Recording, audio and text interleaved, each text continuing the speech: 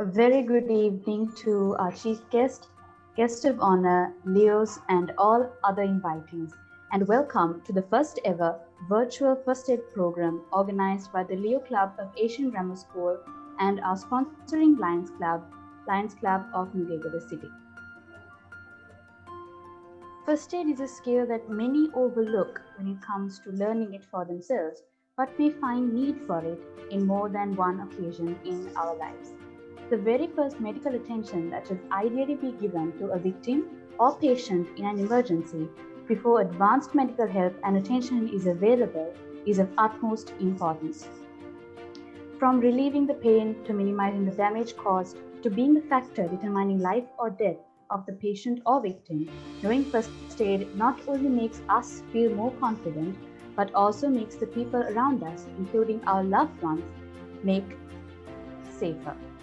It even makes us aware of the possible dangers or people around us may face in the course of day-to-day life, thereby pushing us to be safer, more observant, more careful, and more alert.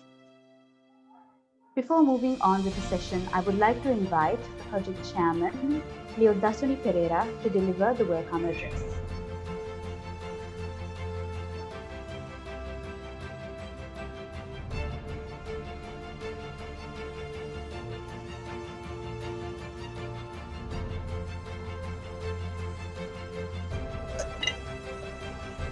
Good evening to all of you. Esteemed Chief Guest, Guest of Honor, District Chairman for Leos, Dr. Lion Lasanka Gunawardana, MJF, and District President, Leo District 306C2, Leo Rahul Attanayakar, Madam Principal, Tushari Korelage, Lions Club President, Lion Malavi Nuwan, Leo Advisor, Lion Sharif D. Silva, all the invitees, Leos, non-Leos, and teachers. We warmly welcome you to the first ever virtual first aid program organized by the Leo Club of Asian Grammar School.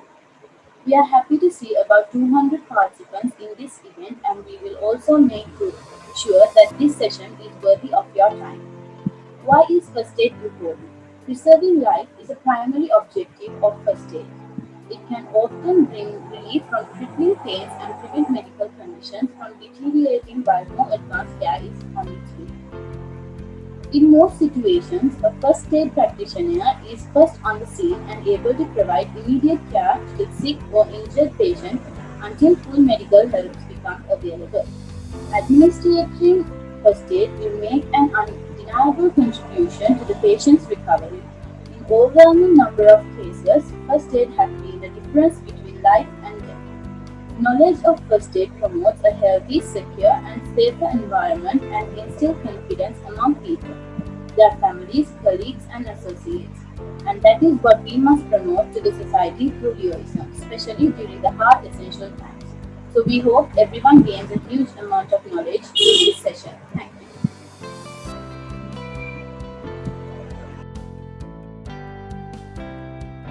Thank you, Leo Dasuni Pereira. To begin today's program, let me briefly introduce the conductor of the session, Leo Upendra Rajasinghe. She completed her degree on physiotherapy in the Faculty of Medicine in the University of Colombo, where she currently works as a research assistant. She has also completed a certificate course in first aid from the St. John Ambulance Association. Leo Upendra is a member and a director of the Leo Club of Pandipitia Metro Titans. I now invite Leo Upendra Rajasinghe to conduct her session. Thank you, Nangi, for that kind introduction. I hope everyone can hear me clearly. Good evening, everyone.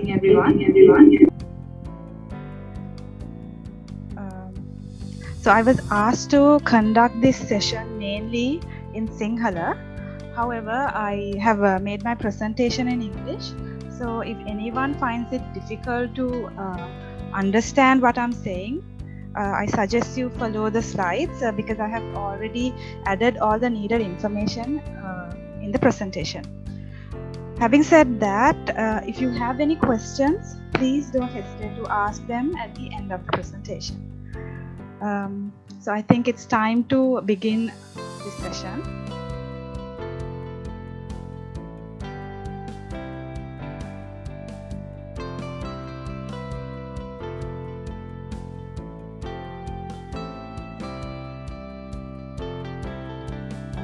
මාව ඇහෙනවා ඇති කියලා මං හිතනවා හැමෝටම.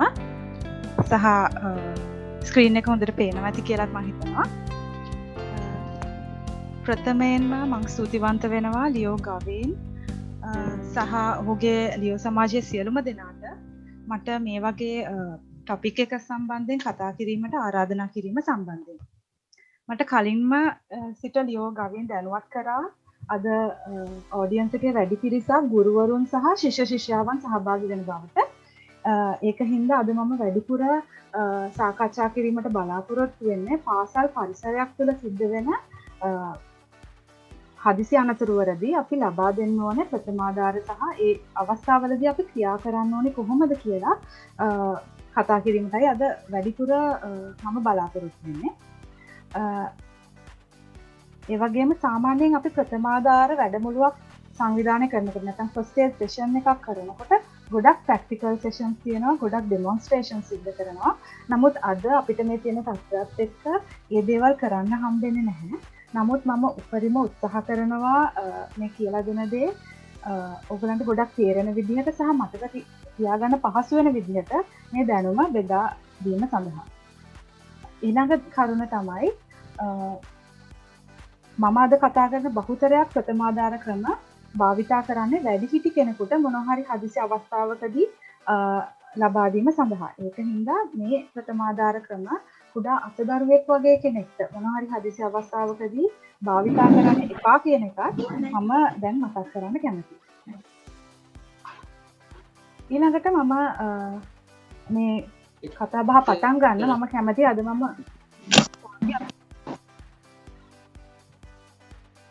අද මම සාකච්ඡා කරන්න යන දේවල් සම්බන්ධයෙන් යම් අදහසක් ඔයාලට දෙන්න.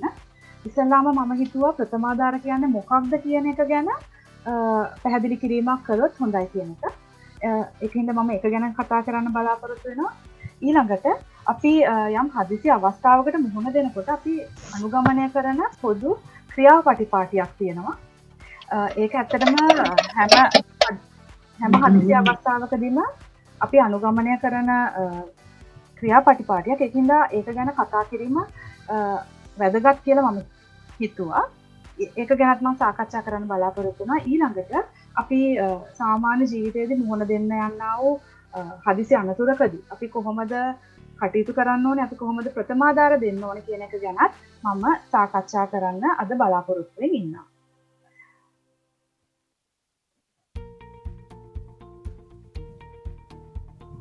ඊළඟට මම මුලින්ම කිව්වා ප්‍රථමාධාර කියන්නේ මොකක්ද කියන එක ගැන යම් අදහසක් මම අද දෙනවා කියලා ඔයාලට. ප්‍රථමාධාර කියන වචනයෙන්ම මම හිතනවා යම් කිසි අදහසක් ගන්න පුළුවන්. ප්‍රථමයෙන්ම ලබා දෙන ආධාර කියලා හැඳින්වුවත් සරලවම ඒක නිවැරදි.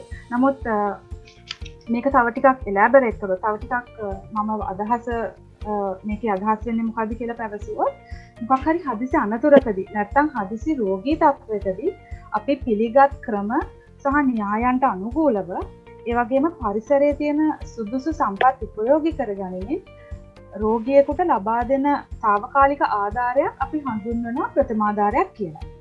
එතකොට ප්‍රථමාධාර දෙන පුද්ගලයා තමයි ප්‍රථමාධාර කරු. මේ ප්‍රථමාධාර කරුවෙකුට මූලික අරමුණු කීපයක් තියෙනවා ප්‍රථමාධාර ලබා දීමේදී. පළවෙනි එක තමයි ඒ රෝගී පුද්ගලයාගේ ජීවිතය බේරා ගැනීම. ඒක ඉතාමත්ම වැදගත්. ඊළඟට ඒ පුද්ගලයාට තියෙන රෝගී තත්ත්වය තවදුරටත් උග්‍ර අතට පත්වීම වළක්වා ගැනීමත් ප්‍රථමාධාර කරුවෙකුගේ වගකීමක්. අවසාන වශයෙන් එම පුද්ගලයාගේ සුවය පහසු කිරීමට කටයුතු කිරීමත් ප්‍රථමාධාර කරුවෙක් සතු වගකීමක්. එතකොට මේ සියලු වගකීම් ඉෂ්ට කරන්න ප්‍රථමාධාර කරුවෙකුට යම් ලක්ෂණ කීපයක් තිබිය යුතුයි. ඒක ගැන කතා කරොත් පළවෙනියටම හොඳ නායකත්ව හැකියාවක් තියෙන්න ඕනේ ප්‍රථමාධාර කරුවෙක්ට. මොකද හදිසි අනතුරක් කියන එකක් අපි බලාපොරොත්තු නොවන අවස්ථාවක තමයි සිද්ධ වෙන්නේ. දැන් එවැනි අවස්ථාවක ඉදිරිපත් වෙලා අදාළ નિયમિત කටයුතු කරගෙන යන්නත් ඒ වගේම වටේ ඉන්න කට්ටියගෙන් නිවැරදිව වටේ ඉන්න පිරිස නිවැරදිව හසුරුවන්නත් හොඳ නායකත්ව හැකියාවක් තියෙන්න ඕනේ ප්‍රථමාධාර කරුවෙක්ට.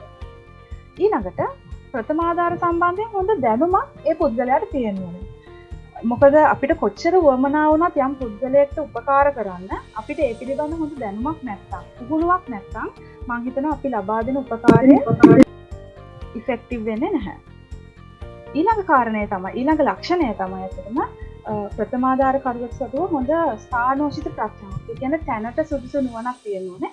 මොකද මම මුලින්ම ප්‍රථමාධාර ගැන හැඳින්වීමේදී කිව්වා මේ මොකක් අපිට සමහර විට පරිසරයේ තියෙන සම්පත් උපයෝගී කරගන්න සිද්ධ වෙනවා ප්‍රථමාධාර ලබා දීමේදී. එවැනි අවස්ථාවක අපි ඒ අවස්ථාවට ගැළපෙන විදිහට ප්‍රථමාධාර ලබා දීමට අවශ්‍ය සම්පත් යොදා ගැනීමට ඒ පුද්ගලයාට හොඳ දැනුමක් සහ ඥානයක් තියෙනවා. තවත් ලක්ෂණයක් තමයි හොඳ කාල කළමනාකරණයක් තියෙනවානේ. මොකද ප්‍රථමාධාර ලබා දීම සමහර විට ඉතාම කෙටි කාලයක් තුළ සිද්ධ කරන්න වෙන්න පුළුවන්. එවැනි අවස්ථාවක ඉතා ඉක්මනින් ක්‍රියාත්මක වෙන්න ඕනේ. ඉතා ඉක්මනින් පියවර ගන්න ඕනේ. ඒකින්ද හොඳ ප්‍රථමාධාර කරුවෙක් සතුව හොඳ කාල කළමනාකරණ හැකියාවක් තියෙනවා. එතකොට මේ සියලු ලක්ෂණ තිබ්බත් අවසානයේ වැඩක් නැහැ. මේ පුද්ගලයා ගොඩක් කලබලකාරී නම්. මොකද ගොඩක් වෙලාවට අපි කලබල වුණාම අපිට කරගන්න යන දේ කරගන්න බැරි වෙනවා. අපිට මතක තියාගන්න දේවලුත් අමතක වෙනවා.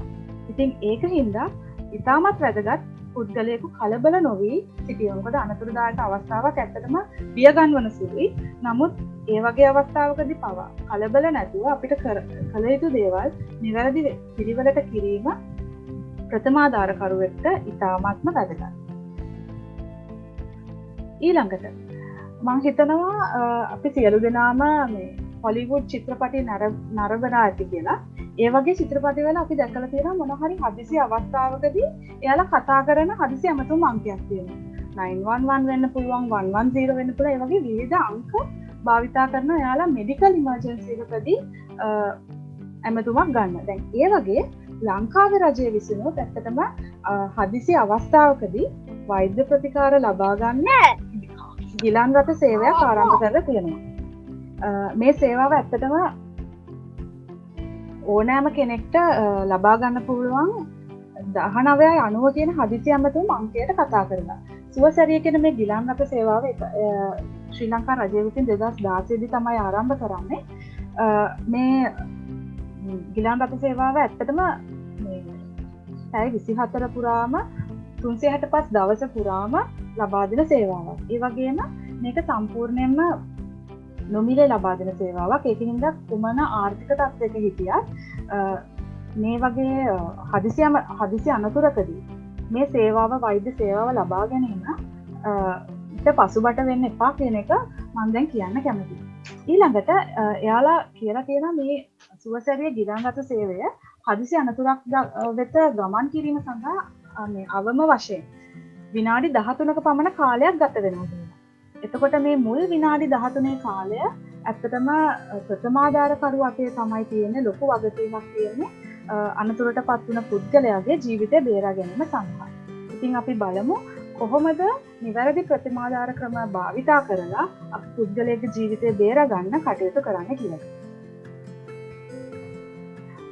එතකොට මම මුලින්ම කිව්වා අපි හදිසි අනතුරක් සිද්ධ වෙන අවස්ථාවකදී එතෙන්ට ප්‍රථමාධාර ලබා දෙන්න යනකොට පුහුණු වුණ ප්‍රථමාධාර කරුවෙක් නම් අපි අනුගමනය කරන ක්‍රියාපටිපාටියක් තියෙනවා.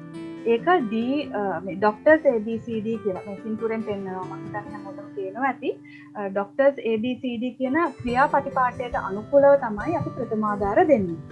එතකොට මම මේකේ පෙන්නන එකෙන් එක අකුර ගැන විස්තරයක් කරන්න. ඒක D අකුරෙන් පෙන්නන්නේ danger කියන එක.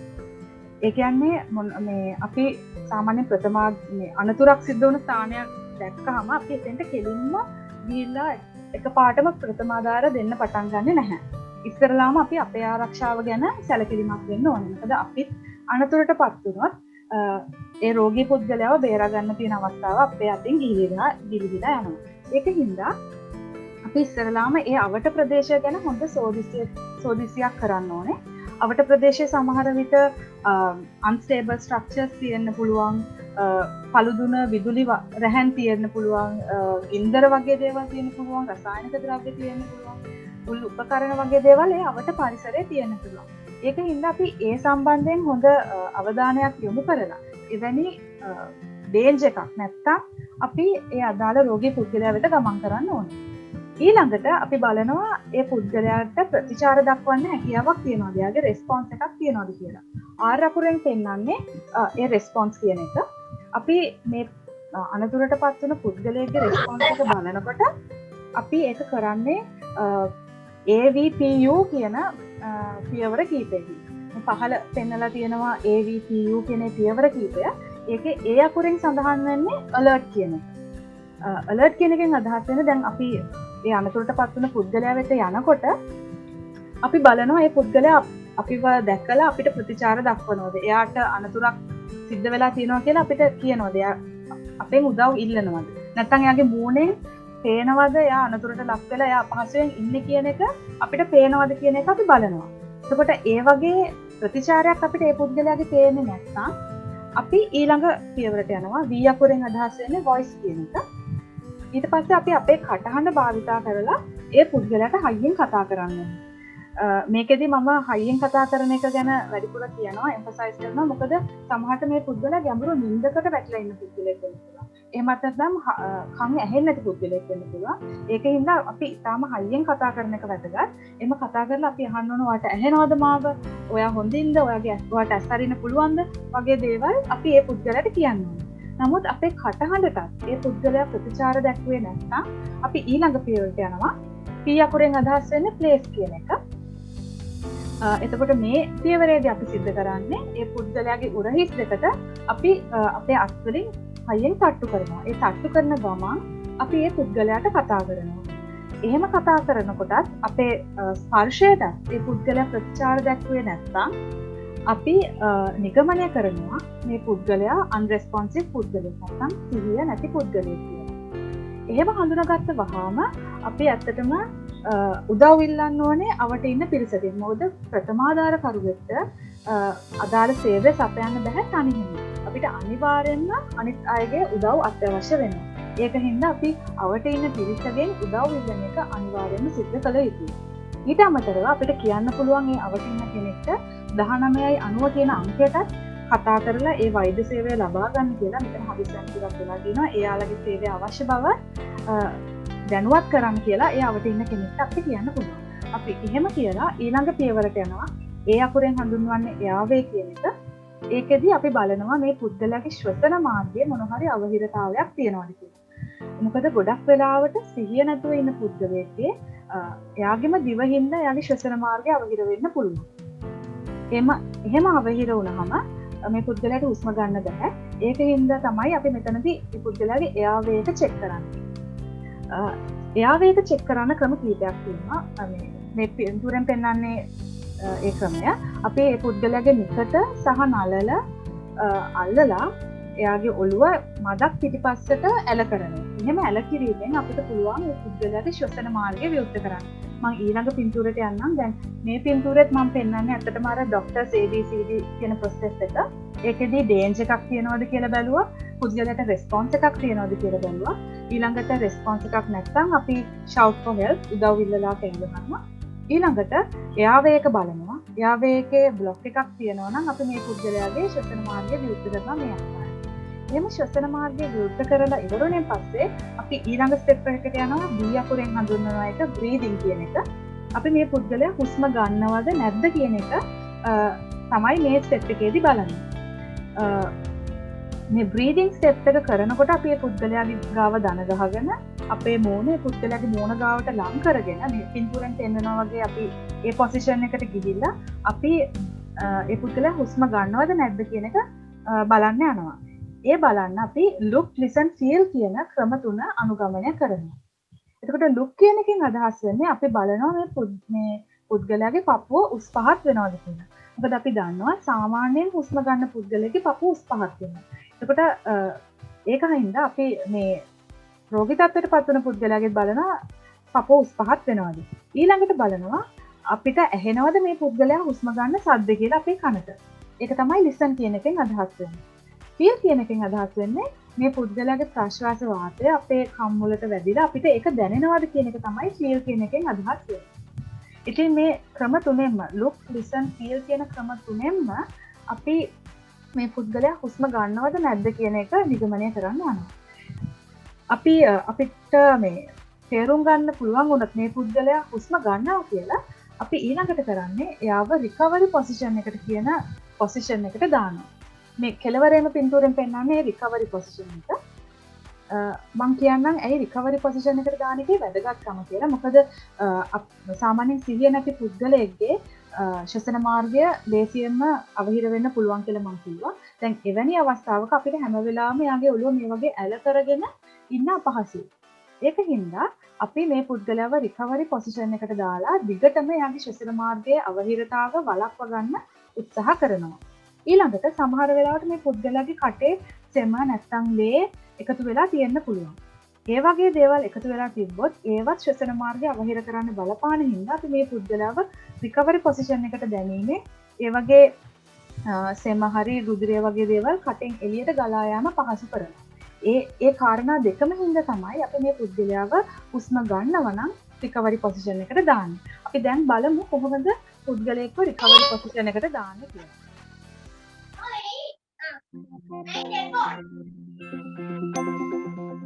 If you've done a primary survey and established that your casualty is unresponsive but breathing normally, they should be placed into the recovery position to help maintain the airway.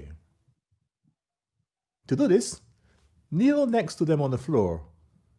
Remove their glasses and any bulky objects in their pockets, but do not search their pockets for small items. Make sure both of the casualty's legs are straight. Then take the arm nearest to you and place it at a right angle to their body with their palm facing upwards, like so.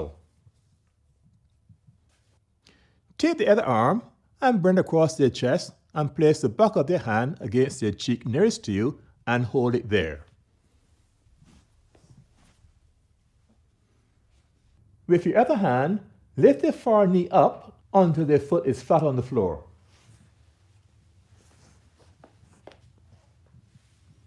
Whilst keeping the casualty's hand pressed against their cheek, pull on the far leg and carefully roll the casualty towards you and onto their side, like so.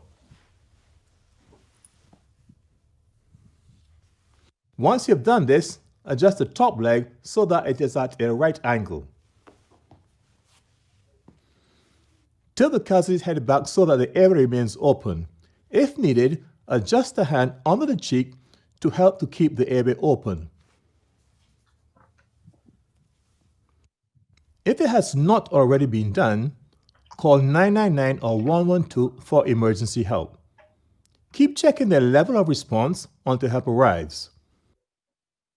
So remember, if the casualty stops breathing at any time, call 999 or 112 and prepare to give them CPR.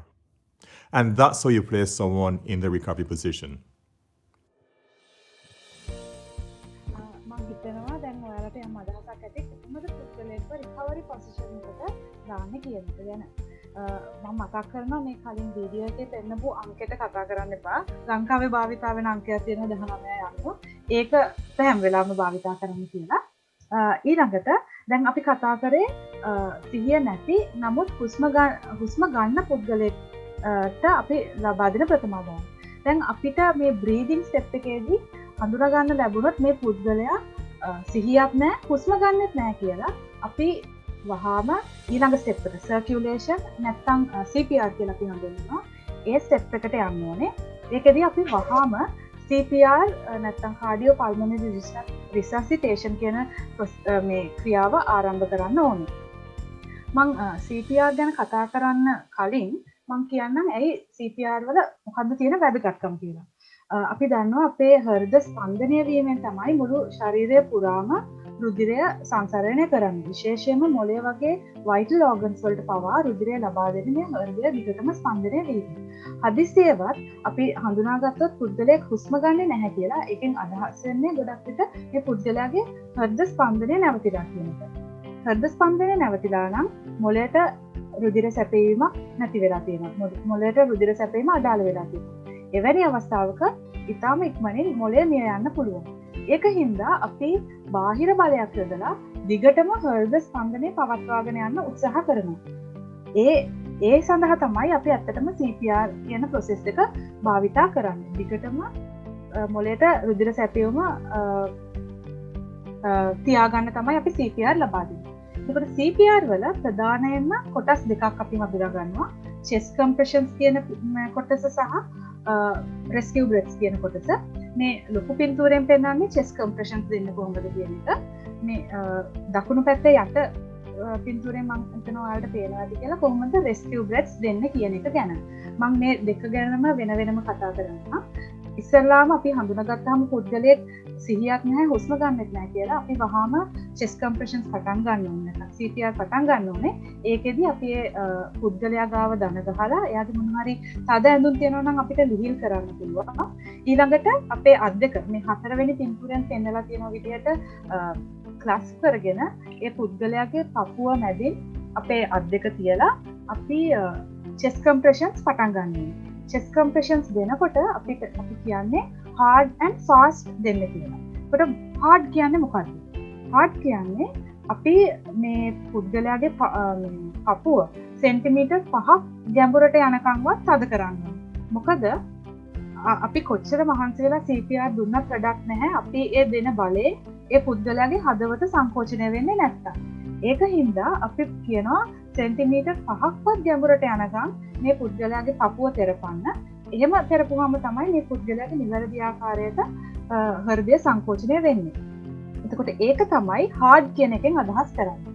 fast කියන එකෙන් අදහස් කරන්නේ අපි chest compressions දෙනකොට තත්පරයකට දෙපාරක්වත් chest compressions දෙන්න ඕනේ. ඒ කියන්නේ විනාඩියකට 100ත් 120ත් අතර frequency එකකින් අපි chest compressions දෙන්න ඕනේ. ඉතින් මේ hard and fast කියන ක්‍රම දෙකම නිවැරදි ආකාරයෙන් පාවිච්චි කරලා chest compressions දුන්නොත් විතරයි අතරම CPR process එක effective වෙන්නේ. මෙහෙම chest compressions දෙනකොට මම කිව්වා මේක ගොඩක්ම ඉතාලම වෙහෙසකර කාර්යභාරයක්. ඒක හින්දා අපිට අනිවාර්යයෙන්ම අවට ඉන්න කට්ටියගෙන් උදව් ගන්න සිද්ධ වෙනවා. සාමාන්‍යයෙන් පුද්ගලයෙක්ට chest compressions දෙන්න පුළුවන් විනාඩි 1.5ක් වගේ කාලයක්. ඒකයි මම කිව්වේ අනිවාර්යයෙන්ම අනිත් අවට ඉන්න කට්ටියගෙන් උදව් ඉල්ලගන්න කියලා. ඊළඟට මම කතා කරන්නම් rescue breaths ගැන. rescue breaths දෙනකොට අපි මේ පුද්ගලයාගේ ශ්වසන මාර්ගය විවෘත කරනවා. මම අර කලින් කියපු විදිහටම ශ්වසන මාර්ගය විවෘත කරනවා නිකටෙන් සහ හිසෙන් අල්ලලා එයාගේ ඔළුව මදක් පිටිපස්සට ඇල කරලා ශ්වසන මාර්ගය විවෘත කරලා අපි අනිවාර්යයෙන්ම මේ පුද්ගලයාගේ නාස්පුඩු දෙක තද කරන්න ඕනේ. මොකද නැත්තම් අපි දෙන මේ rescue breath එක එයාගේ නාසයෙන් නැවත එළියට යනවා. ඒක වළක්වන්න එයාගේ නාස්පුඩු දෙක තද කරලා අපි rescue breath එක දෙනවා. නමුත් සමහර අවස්ථාවල මේ පාරේ වැටලා ඉන්න පුද්ගලයෙක් නම් අපි අඳුරන්නේ නැති පුද්ගලයෙක් නම් අපිට uncomfortable වෙන්න පුළුවන් rescue breath එකක් දෙන එක. එහෙම අවස්ථාවල අපි කියන්නේ දිගටම chest compressions ටික දෙන්න rescue breath දෙන්න අපහසු වෙනම් දුන්නේ නැති වුණාට කමක් නැහැ කියලා. ඊළඟ දේ තමයි මම මේකෙදි කියන්න ඕනේ අපි කොච්චර වෙලාවක් සහ කොච්චර ප්‍රමාණයක් CPR දෙන්න ඕනේද කියන එක. සාමාන්‍යයෙන් CPR දෙන්න කියනවා chest compressions 30කට rescue breaths දෙකක් ලැබෙන අනුපාතයට තමයි මේ CPR දෙන්න කියන්නේ. එහෙම chest compressions 30ක් සහ rescue breaths දෙකක් දීලා අපි බලනවා මේ පුද්ගලයාගේ සිහිය ඇවිල්ලාද නැද්ද කියලා. සිහිය ඇවිල්ලා නැත්නම් හුස්ම ගන්නෙ නැත්නම් මේ අපි දිගටම කිසිම දෙයක් හින්දා නවත්තන්නේ නැතුව CPR දිගටම දෙන්න ඕනේ. එතකොට අපි කොයි වෙලාවකටද CPR නවත්තන්නේ? CPR නවත්තන්න පුළුවන් අපිට මේ පුද්ගලයාට හුස්ම ගැනීම එයාට ආරම්භ කරන්න පුළුවන් වුණා. අපිට CPR නවත්තන්න පුළුවන්. එහෙමත් නැත්නම් ගිලන් රථ සේවයක් ඇවිල්ලා මේ පුද්ගලයා බාරගත්තොත් අපිට ඒ අවස්ථාවේදී CPR නවත්තන්න පුළුවන්. එහෙමත් නැත්නම් අපි ගොඩක් මහන්සි වෙලා අපිට තවදුරටත් ඉෆෙක්ටිව් විදිහට CPR ලබා දෙන්න බැරි නම් සහ අවට ප්‍රදේශයේ කවුරුත් CPR ලබා දෙන්න උදව් ඉල්ලා ගන්න කෙනෙක් නැත්නම් අපිට ඒ අවස්ථාවේ ඇත්තටම කරන්න දෙයක් නැහැ. CPR නවත්තන්න වෙනවා. එතකොට ඔය කාරණා තුන හින්දා සහ සමහර අවස්ථාවල වෛද්‍යවරයෙක් වගේ කෙනෙක් ඒ ළඟ ඉඳලා කිව්වොත් දැන් CPR නවත්තන්න කියලා අන්න ඒ වගේ අවස්ථාවකදී වුණත් අපිට CPR නවත්තන්න පුළුවන්. ඒ හින්දා දැන් ඔය ඔය අවස්ථා හතරේදී විතරයි අපි CPR නවත්තන්නේ නැත්නම් දිගටම CPR පවත්වාගෙන යන්න ඕනේ. ඒක මම හිතනවා දැන් ඔයාලට යම් අදහසක් එන්න ඇති කියලා CPR කියන්නේ මොකක්ද? CPR වලින් කරන්නේ මොකක්ද? සහ ඒක කොහොමද සිද්ධ වෙන්නේ කියන එක ගැන මම හිතනවා ඔයාලට යම් අදහසක් එන්න කියලා.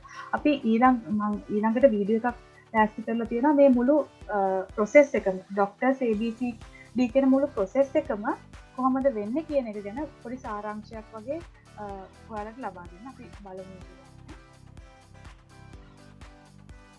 Hello! In this health sketch, we want to talk to you about CPR, which stands for Cardiopulmonary Resuscitation. We use CPR when someone has collapsed and is not breathing because it can keep people alive until emergency services arrive. Learning these simple life-saving skills is as easy as ABC. All you have to remember is the doctor's ABC. D is for danger. First, look around carefully to make sure the area is safe for yourself and others before approaching. R is for response. Shake them gently by the shoulders and ask them loudly, "Are you all right?" If there is no response, you need to. S. Shout for help, as any assistance will be helpful. A is for airway. Gently tilt the head back like this to open up the airway. B is for breathing. Look, listen, and feel for signs of normal breathing. Look for normal chest movements. Listen for normal breathing sounds. And try to feel their breath against your face. Do this for no more than 10 seconds. If there is no sign of breathing, or if they are breathing in an unusual, noisy way, we need to start CPR. First, make sure that an ambulance is on its way. If you have someone with you, ask them to make the call. Putting the phone on speaker mode is useful as the ambulance service can talk you through the steps. C is for circulation. Circulation means the flow of blood around the body, and when the heart stops pumping, we need to take over this role by pushing down hard and fast on the chest. Start by placing the heel of one hand at the center of the person's chest and interlock your fingers like this. With arms straightened, press down hard and fast, letting the chest come back up fully each time. Fast means around 2 times every second. And hard means that the chest needs to go down by about 5 centimeters. This might sound a lot, but you do need to push hard for it to be effective. If you have been trained, you can give 2 rescue breaths after every 30 compressions, as this helps provide some oxygen. However, if you have not been trained or are not comfortable, just keep going with hands-only continuous chest compressions. If someone else is with you, swap over if you begin to feel tired, and don't stop until either a health professional takes over or the person is definitely breathing normally. Sometimes we can add another step. D. D is for defibrillation, which is about delivering a shock to restart the heartbeat. Some public areas and workplaces have an easy-to-use defibrillator on site called an automatic external defibrillator, or AED. Automatic means that it is the machine that decides what to do, so you can't go wrong, and it even talks you through the steps. If there is no AED available, keep going with CPR until the ambulance arrives. That's it. So to recap, remember doctor's ABC. And if you have it, D. That's D for danger, R for response, S, shout for help, A for airway, B for breathing, C for circulation, and D for defibrillation. In this health sketch, we've shown you the simple steps you can take to help someone who has collapsed, is not breathing, or not breathing normally. මං හිතනවා දැන් ඔයගලන්ට doctors ABCD සම්බන්ධයෙන් යම් අදහසක් ඇති කියලා. මං මේ සාකච්ඡාවේ ඊළඟ කොටසට යන්නම්. මං දැන් කතා කරන්න බලාපොරොත්තු වෙන්නේ ඇත්තටම පාසලක ක්‍රීඩාගාරයක් තුළදී සිද්ධ වෙන්න පුළුවන් ඉන්ජරීස් නැත්නම් හදිසි අනතුරුවලදී අපි කොහොමද ප්‍රථමාධාර ලබා දෙන්නේ කියන එක ගැන කතා කරන්න. මේ යටතේ මම ස්ප්‍රේන්ස් ඇන්ඩ් ස්ට්‍රේන්ස් නැත්නම් උලුක්කුවීම් සම්බන්ධයෙන් කතා කරනවා, ෆ්‍රැක්චර්ස් ගැන කතා කරනවා සහ හීට් ක්‍රැම්ප්ස් ගැන කතා කිරීමට බලාපොරොත්තු වෙනවා. ස්ප්‍රේන්ස් ඇන්ඩ් ස්ට්‍රේන්ස් ගැන කතා කරොත් මම හිතනවා බොහෝ දෙනෙක්ට මේ සම්බන්ධයෙන් අත්දැකීම් ඇති, සමහර විට දැකලා ඇති මේ උලුක්කුවීමක් වුණ කෙනෙක්ව. ඉතින් මං උලුක්වීම් ගැන ප්‍රථමාධාර ගැන කතා කරන්න කලින් මං පොඩ්ඩක් කියන්නම් මොකක්ද ස්ප්‍රේන් එකකදී ස්ට්‍රේන් එකකදී වෙන්න කියලා. ඉස්සල්ලාම මං හිතනවා ලිගමන්ට් එකක් සහ ටෙන්ඩන් එකක් අතර වෙනස දැන ගැනීම වැදගත් කියලා. ලිගමන්ට් එකක් කියන්නේ අස්තියක් අස්තියකට සම්බන්ධ කරන soft tissue එකක්. ටෙන්ඩන් එකක් කියන්නේ මසල් එකක් අස්තියකට සම්බන්ධ කරන soft tissue එකක්. එතකොට මේ ligaments වගේම tendons හානි වෙන්න පුළුවන්. විවිධ ක්‍රීඩා කිරීමේදී හානි වෙන්න පුළුවන්. ligament එකක් overstretch වුණොත් නැත්නම් rupture වුණොත් අපි හඳුන්වනවා ඒක sprain එකක් කියලා. muscle එකක් හරි tendon එකක් හරි rupture වුණොත් නැත්නම් overstretch වුණොත් අපි ඒක හඳුන්වනවා strain එකක් කියලා. දැන් මේ වගේ උලුක් වීමකට ලක් වුණ පුද්ගලයෙක්ගේ දකින්න පුළුවන් ලක්ෂණ කීපයක් තියෙනවා. ඒව තමයි ඒ පුද්ගලයා අනිවාර්යයෙන්ම වේදනාවක් ගැන අපිට කියන්න පුළුවන්. ඒ වගේම මේ ප්‍රදේශය අපි අල්ලලා බැලුවා ඒක අධික වේදනාවක් ගෙන දෙන දෙයක් වෙන්න පුළුවන් ඒ පුද්ගලයාට. ඒක අපි හඳුන්වනවා ඉංග්‍රීසියෙන් tenderness කියලා. ඒ වගේම ඒ හානි වුණ ප්‍රදේශය ඉදිමිලා තියෙන්න පුළුවන්, තැල්මක් දකින්න පුළුවන්. සමහර විට ඒ කොටසෙන් කරන සාමාන්‍ය මූව්මන්ට් එක ක්‍රියාකාරීත්වය තවදුරටත් කරන්න බැරි තත්යකට පත් වෙලා තියෙන්න පුළුවන්. ඉතින් මේ වගේ රෝග ලක්ෂණ තියෙනකොට අපි අඳුර ගන්න ඕනේ ඒක උලුක්කු වීමක් බව. එවැනි අවස්ථාවක අපි ලබා දෙන ප්‍රථමාධාර අපි හඳුන්වනවා රයිස් මැනේජ්මන්ට් ප්ලෑන් එක කියලා. බොහෝ දෙනෙක් මේක ගැන සමහරට දන්නවත් ඇති. රයිස් මැනේජ්මන්ට් ප්ලෑන් එකේදී R අකුරෙන් සංකේතවත් කරන්නේ හඳුන්වන්නේ රෙස්ට් කියන එක. මේකෙදී අපි මේ පුද්ගලයාව විවේකීව තබන්න ඕනේ. එයාව හාන්සි කරවලා නැත්තම් නිදි මේ පුටුවක වාඩි කරවලා ඒ පුද්ගලයාව විවේකීව තබන්න ඕනේ.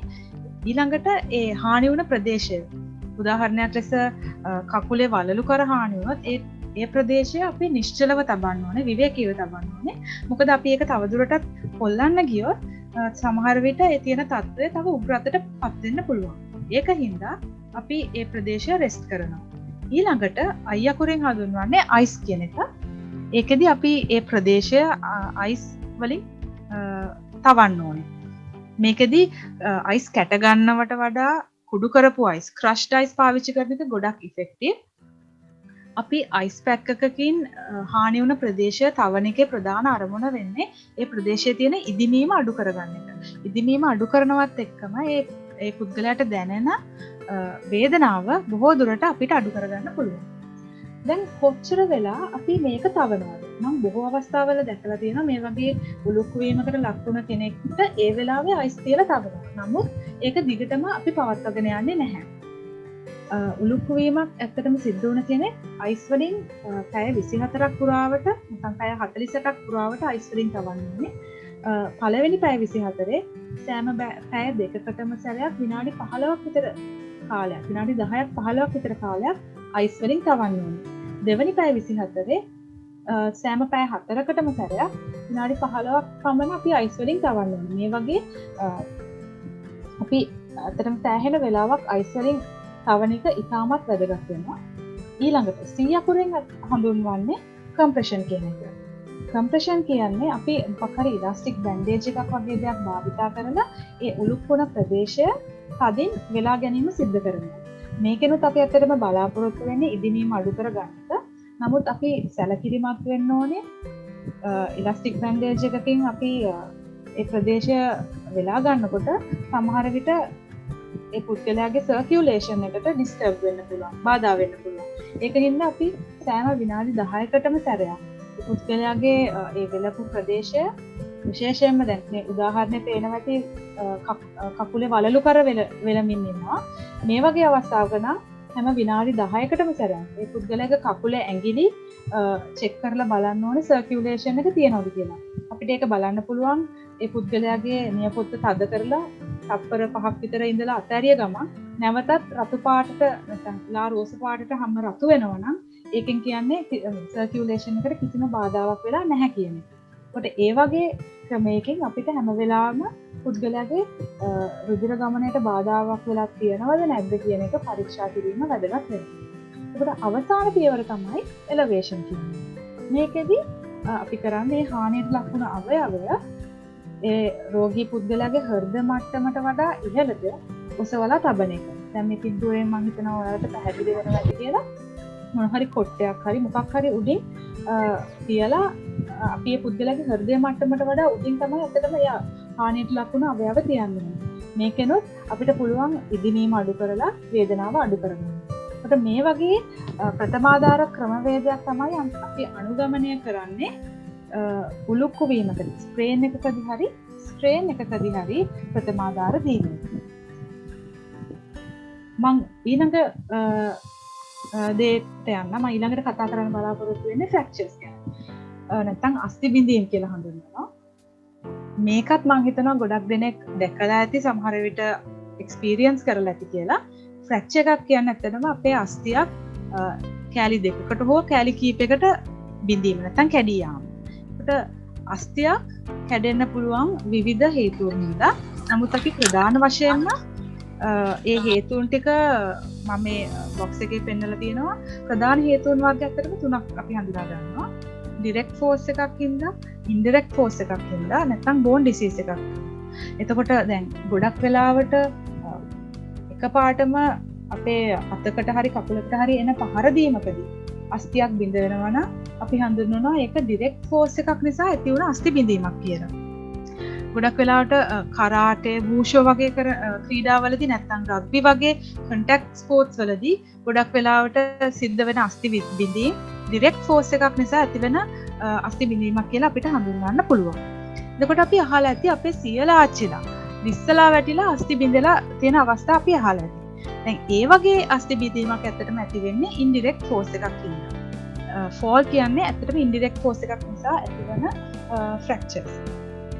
මේ දෙකටම අමතරව විවිධ අස්ථි රෝග හින්දා ෆ්‍රැක්චර්ස් ඇති වෙන්න පුළුවන්. ගොඩක් ප්‍රසිද්ධ රෝගයක් තමයි ඔස්ටියෝපොරෝසිස් කියන්නේ. මේකෙදි ඇත්තටම අපේ අස්ථිය ගොඩක් දුර්වල වෙනවා. ඒක හින්දා ඊටාම කුඩා බලයකින් වුවත් අස්ථිය බිඳලා යන්න පුළුවන්. එතකොට මේ ප්‍රධාන ක්‍රම වලින් තමයි අස්ථියක් බිඳෙන්නේ. ඊළඟට ෆ්‍රැක්චර් වුණ සයිට් එකක් අපි ප්‍රධාන වශයෙන් වර්ග දෙකකට හඳුන්වනවා. ඕපන් ෆ්‍රැක්චර් එකක් සහ ක්ලෝස් ෆ්‍රැක්චර් එකක් කියලා. එතකොට ඕපන් ෆ්‍රැක්චර් එකක් කියන්නේ අපි දැකලා ඇති සමහර අස්ථි බිඳීම් වලදී ඒ කැඩුන අස්ථි කෑලි එළියට නෙරා ඇවිල්ලා තියෙනවා, හැම ඉරාගෙන එළියට ඇවිල්ලා තියෙනවා, දේ ගලමින් පවතිනවා. පැහැදිලි ලෙසම අපිට තුවාලයක් පේනවා නම් ඒක අපි හඳුන්වනවා ඕපන් ෆ්‍රැක්චර් එකක් කියලා. සමහර අවස්ථාවල එවැනි කිසිම එළියට නෙරායමක් සිද්ධ වෙලා නැහැ. නමුත් අස්ථි බිඳීමක් වෙලා තියෙනවා. ඒ වගේ අවස්ථාවක් අපි හඳුන්වන්නේ ක්ලෝස් ෆ්‍රැක්චර් එකක් කියලා. එතකොට මේ අස්ථි බිඳීමකදී අපි කොහොමද ප්‍රථමාධාර දෙන්න ඕනේ? අපි බලමු ඊළඟට ඒක කොහොමද කරන්න කියලා. ඉස්සරලාම අපි අඳුර ගන්න ඕනේ පුද්ගලයාට තියෙන රෝග ලක්ෂණ මොනවද කියන එක. මේ පින්තූරයෙන් මම හිතනවා වඩාත් ලේසි වෙයි ඔයාලට මතක තියාගන්නේ ලක්ෂණ කියන එක. ඉස්සරලාම මේ පුද්ගලයා අනිවාර්යෙන්ම අධික වේදනාවක් කම්ප්ලේන් කරන්න පුළුවන්. ඒ වගේම මේ ප්‍රදේශය අපි අල්ලලා බැලුවොත් සමහර විට ඒකත් අධික වේදනාවක් ගෙන දෙන හේතුවක් වෙන්න පුළුවන්. ටෙන්ඩර්නස් එකක් තියෙන්න පුළුවන්. ඒ වගේම අපි ඇහුවොත් මේ ෆ්‍රැක්චර් එක උනේ කොහොමද කියලා විස්තර කරන්න කියලා සමහර විට ඒ පුද්ගලයා කියන්න පුළුවන් එයාට අස්ථිය කැඩෙන සද්ද පවා ඇහුණා කියලා. දැන් ඒ වගේ එකකුත් ඇත්තටම වෙන්න පුළුවන් ෆ්‍රැක්චර් එකකදී. ඊළඟට ඒ ප්‍රදේශය ඉදිමිලා තියෙන්න පුළුවන්, තැල්මක් තියෙන්න පුළුවන්, ඩිස්කලරේෂන් එකක්, ඒ කියන්නේ හැමේ ඩිස්කලරේෂන් එකක් තියෙන්න පුළුවන්. අර සමහර අවස්ථාවල අපි දැකලා තියෙනවා හැම ගම් පාටට රතු පාටට වගේ පාට වෙනස් වෙලා තියෙනවා. ඒක අපි ඩිස්කලරේෂන් එකක් කියලා හඳුන්වනවා. ඒ වගේ දෙයක් වෙලා තියෙන්න පුළුවන්. ඊට අමතරව අපේ සාමාන්‍යයෙන් ලිම්බ් එකේ තියෙන හැඩය වෙනස් වෙලා තියෙන්න පුළුවන්. ඒක අපි කියනවා ඩිෆෝමිටි එකක් කියලා. එතකොට අපිට ෆ්‍රැක්චර් එකකදී ඩිෆෝමිටි එකකුත් දකින්න පුළුවන්. එතකොට මේ වගේ රෝග ලක්ෂණ ටිකක් අපි හඳුනා ගන්නවා. රෝග ලක්ෂණ ටිකකින් අපි හඳුනා ගන්නවා ෆ්‍රැක්චර් එක. අපි බලමු කොහොමද මේ වගේ අවස්ථාවකදී ප්‍රථමාධාර දෙන්න කියලා. ඉස්සරලාම අපි අර ඩොක්ටර්ස් ABC කියන ප්‍රොසීජර් එක අනුගමනය කරන්න ඕනේ. අපි මේ අනතුරු සිද්ධ වුණ තැනට යන්න කලින් ඒ අවට ප්‍රදේශය ගැන හොඳ සැලකිල්ලක් දක්වන්න ඕනේ. අනතුරුදායක දේවල් තියෙනවද නැද්ද කියලා. එහෙම බලලා අපි මේ පුද්ගලයා ගාවට ගිහිල්ලා ඒ පුද්ගලයාගේ රෙස්පොන්ස් එකක් තියනද? එයාට සිහිය තියනවද කියන එක අපි හොයලා බලන්න ඕනේ. ඒ පුද්ගලයාට මේ සිහිය තියෙනවා නම් අපි ඒ පුද්ගලයාව පුළුවන් තරම් calm down කරන්න ඕනේ. එහෙම කරලා එයාට උපදෙස් දෙන්න ඕනේ එයා හෙල්ලෙන්න එපා කියන එක ගැන. මොකද අපි පුද්ගලයාව තව හෙල්ලුවොත් සමහර විට තියෙන తত্ত্বය බරපතල වෙන්න උග්‍ර අතට හැරෙන්න පුළුවන්. ඒක වළක්වා ගන්න අපි මේ පුද්ගලයාව දැනුවත් කරන්න ඕනේ හෙල්ලෙන්න එපා ඒ විදිහට ඉන්න කියන එක. ඊළඟට මේ ෆ්‍රැක්චර් එකට අමතරව මේ පුද්ගලයාට තව වෙන තුවාල තියෙන්න පුළුවන්. ඒ වගේ තුවාල තියෙනවා නම් අපි ඒව හඳුනාගෙන ඒවට ප්‍රතිකාර කරන්න ඕනේ. සමහර විට මේ ලේ ගැලීම් සිදු වෙලා තියෙන්න පුළුවන්. ඒ වගේ අවස්ථාවල ලේ ගැලීම් වලටත් අපි ප්‍රථමාධාර ලබා දෙන්න ඕනේ. ඒ ප්‍රදේශයට මේ මොන හරි ස්ටෙරයිල් ඩ්‍රෙසින් එකක් යොදාගෙන ඒ ප්‍රදේශයට ඩිරෙක්ට් ෆෝස් එකක් දීමෙන් අපිට බීඩින් එකක් නවත්ත ගන්න පුළුවන්. ඒ වගේ අමතර ඉන්ජරිස් වලට අපි බීඩ් කරලා ඊළඟට අපි මේ ෆ්‍රැක්චර් එක උන ප්‍රදේශය ඉම්මොබිලයිස් කරගන්න අවශ්‍ය වෙනවා. එතකොට මේකෙදී මම අර මුලින් කිව්වා අවට ප්‍රදේශවල අවට ප්‍රදේශයේ තියෙන සම්පත් උපයෝගී කර ගැනීම සිද්ධ කරන්න වෙනවා. දැන් මේ පින්තූරේ මම හිතනවා ඔයාලට පේනවා ඇති කියලා සමහර අවස්ථාවල ලී පතුරු වගේ දේවල් භාවිතා කරලා තියෙනවා ෆ්‍රැක්චර් එකක් ඉම්මොබිලයිස් කරන්න. දැන් එක අවස්ථාවක මේ දිග කුඩයක් භාවිතා කරලා තියෙනවා කකුලේ සිද්ධ වෙලා තියෙන ෆ්‍රැක්චර් එකක් ඉම්මොබිලයිස් කරන්න. සමහර වෙලාවට ස්ලින්ග්ස් වගේ දේවල් පාවිච්චි කරනවා උරහිසේ වෙලා තියෙන ෆ්‍රැක්චර්ස් නැත්නම් ඩිස්ලොකේෂන්ස් මේ ඉම්මොබිලයිස් කරන්න. දැන් ඒ වගේ මොන හරි සුදුසු ක්‍රමයක් භාවිතා කරලා අපි ෆ්‍රැක්චර් එක ඉම්මොබිලයිස් කර ගැනීම ඉතාමත් වැදගත් වෙනවා. මේ ඉම්මොබිලයිසේෂන් එක කරලා ඉවරුණෙන් පස්සේ අපිට පුළුවන් අවශ්‍ය නම් ඒ ප්‍රදේශය අයිස් වලින් තවන්න ඉදිනීම අඩු කරගන්න. ඊළඟ වැදගත් කාරණය තමයි කිසිම අවස්ථාවක ෆ්‍රැක්චර් එකක් වුණ පුද්ගලයෙක්ට කෑමක් හෝ බීමක් ලබා දීම සිදු නොකළ යුතුයි. මොකද මේ පුද්ගලයාව රෝහල්ගත කරපුවාම අනිවාර්යයෙන්ම බොහෝ අවස්ථාවල ඇත්තටම මේ පුද්ගලයාව ශල්‍යකරණයකට ඔපරේෂන් එකකට යොමු කරනවා. එහෙම ඔපරේෂන් එකට යොමු කරපුවාම මේ පුද්ගලයාට කන්න දීලා තියෙනවා නම් නැත්නම් මොන හරි බොන්න දීලා තියෙනවා නම් ඒ ඔපරේෂන් එක කරන්න ඒක බාධාවක් වෙනවා. ඒකින්ද කොයිම වෙලාවකවත් කෑමක් හෝ බීමක් ෆ්‍රැක්චර් එකක් වුණ පුද්ගලයෙක්ට ලබා දෙන්න එපා. එතකොට මේ වගේ ක්‍රියාමාර්ග ටිකක් තමයි අපි අනුගමනය කරන්නේ ෆස්ට් ඒඩ් දෙනකොට ෆ්‍රැක්චර් එකකදී. මම හිතනවා දැන් ඔයාලට යම් අදහසක් එන්න ඇති කියලා කොහොමද ෆස්ට් ඒඩ් දෙන්න කියලා ෆ්‍රැක්චර් එකකට. අපි ඊළඟට බලමු මේ වීඩියෝ එක. මම හිතනවා එතකොට තව දුරටත් ඔයාලට හොඳ දැනීමක් ඒවි කියලා. A break or crack in a bone is called a fracture. A broken bone that does not puncture the skin is called a closed fracture. But sometimes a bone can puncture the skin. This is called an open fracture. Even if you can't see any blood, the break will have caused some internal bleeding, and the injured person may develop shock. Bones that are still growing, like children's bones, are supple and can split, crack, or bend quite easily, a bit like a twig, but the injury is still very painful.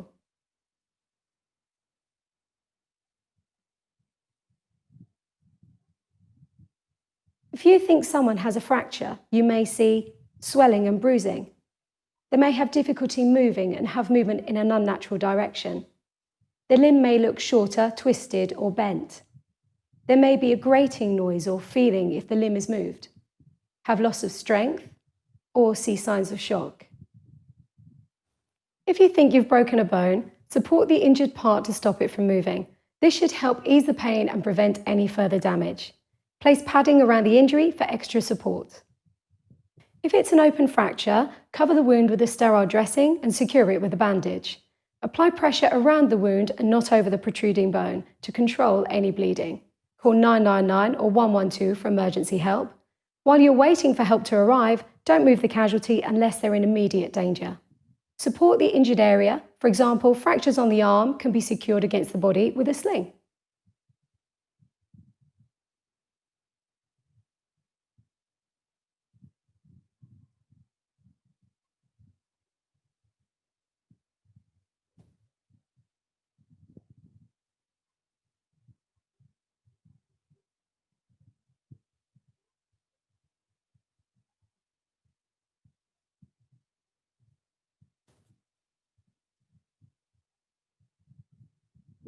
fracture to the leg can be secured to the uninjured leg with a triangular bandage.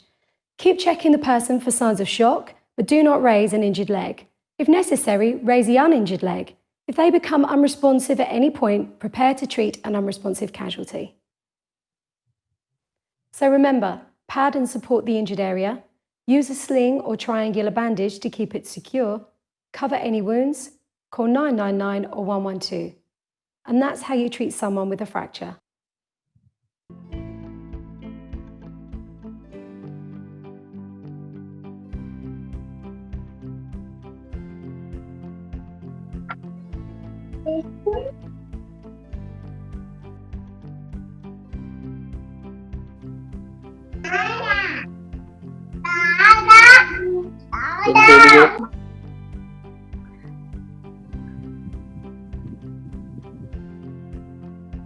මම ඊළඟට කතා කරන්න යන්නේ heat ක්‍රෑම්ප්ස් සම්බන්ධයෙන්. Heat ක්‍රෑම්ප්ස් ගැන කියනකොට ඒක ගැන මොකක්ද කියන එක පැහැදිලි කිරීම වැදගත් වෙනවා. හීට් ක්‍රෑම්ප් එකක් කියන්නේ ඇත්තටම අධික උෂ්ණත්වයකදී අපේ ශරීරයෙන් ජලය සහ ලවණ වාෂ්ප වී යාමෙන් අපේ ශරීර විචලනයට පත්වීම නිසා ඇතිවන මාංශ පේශිවල පෙරලීමක් තමයි අපි හීට් ක්‍රෑම්ප් එකක් කියලා හඳුන්වන්නේ. බොහෝ අවස්ථාවල මේක අපි දකිනවා ක්‍රීඩා උත්සවවලදී ක්‍රීඩකයන්ගේ මේ දේ සිදු වෙලා තියෙනවා, නැත්නම් අපේ ස්පෝර්ට්ස් මීට් වලදී මේ වගේ දේවල් ගොඩක් සුලභව සිද්ධ වෙන්න පුළුවන්. දැන් එවැනි අවස්ථාවකදී අපි මොනවද කරන්න ඕනේ කියන එක දැනගෙන සිටීම ඉතාම වැදගත්. සාමාන්‍යයෙන් හීට් ක්‍රෑම්ප් එකක් ඇති වුණ පුද්ගලයෙක්ගේ ගොඩක් වෙලාවට ඒක ඇති වෙන්නේ එයාගේ බඩ ප්‍රදේශයේ මාංශ පේශිවල සහ කකුලේ තියෙන මාංශ පේශිවල. දැන් ඒ වගේ මේ පුද්ගලයාට දාඩිය දාන්න පුළුවන්, එයාගේ ඇඟේ පණ නැති ගතියක්, මහන්සි ගතියක් තියෙන්න පුළුවන්, සමහර විට උක්කාර ගතියක්, වමනෙන වගේ ගතියක් ඒ පුද්ගලයාට දැනෙන්න පුළුවන්. දැන් ඒ වගේ කෙනෙක්ට අපි ප්‍රථමාධාර ලබා දීමේදී ඉස්සරලාම කරන්න ඕනේ එයාව ඒ අධික උෂ්ණත්වයේ තියෙන පරිසරයෙන් ඉවතට අරගෙන එන්න. එයාව සිසිල් පරිසරයකට අරගෙන ඇවිල්ලා ඊළඟට අපි මේ පුද්ගලයාව කම්ෆර්ටබල් පොසිෂන් එකකට තියාගන්නවා. එක්කෝ හාන්සි කරවනවා, නැත්නම් ඉඳවලා තියන්න පුළුවන් අපිට. එහෙම කරලා ඒ පුද්ගලයාට ලවණ සහ ජලය අඩංගු ද්‍රාවණයක් බොන්න දෙන එක ඉතාම වැදගත් වෙනවා. උදාහරණයක් ලෙස ජීවනී වගේ දෙයක් අපිට බොන්න දෙන්න පුළුවන්.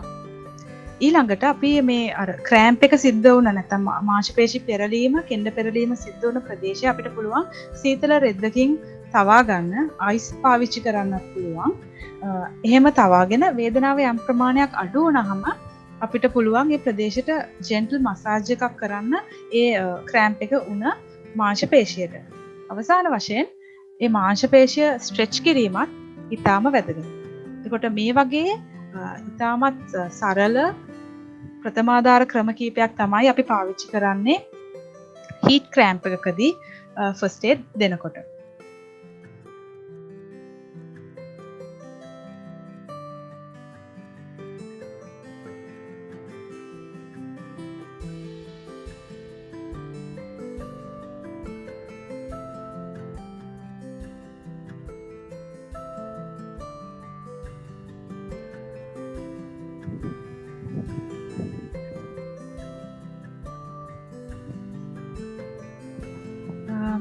මීළඟට මම කතා කරන්න බලාපොරොත්තු වෙන්නේ ඇත්තටම පන්ති කාමරයක් තුලදී, පාසලක පන්ති කාමරයක් තුලදී සිද්ධ වෙන්න පුළුවන් හදිසි අනතුරකදී අපි කොහොමද ප්‍රථමාධාර ලබා දෙන්නේ කියන එක ගැන කතා කරන්න.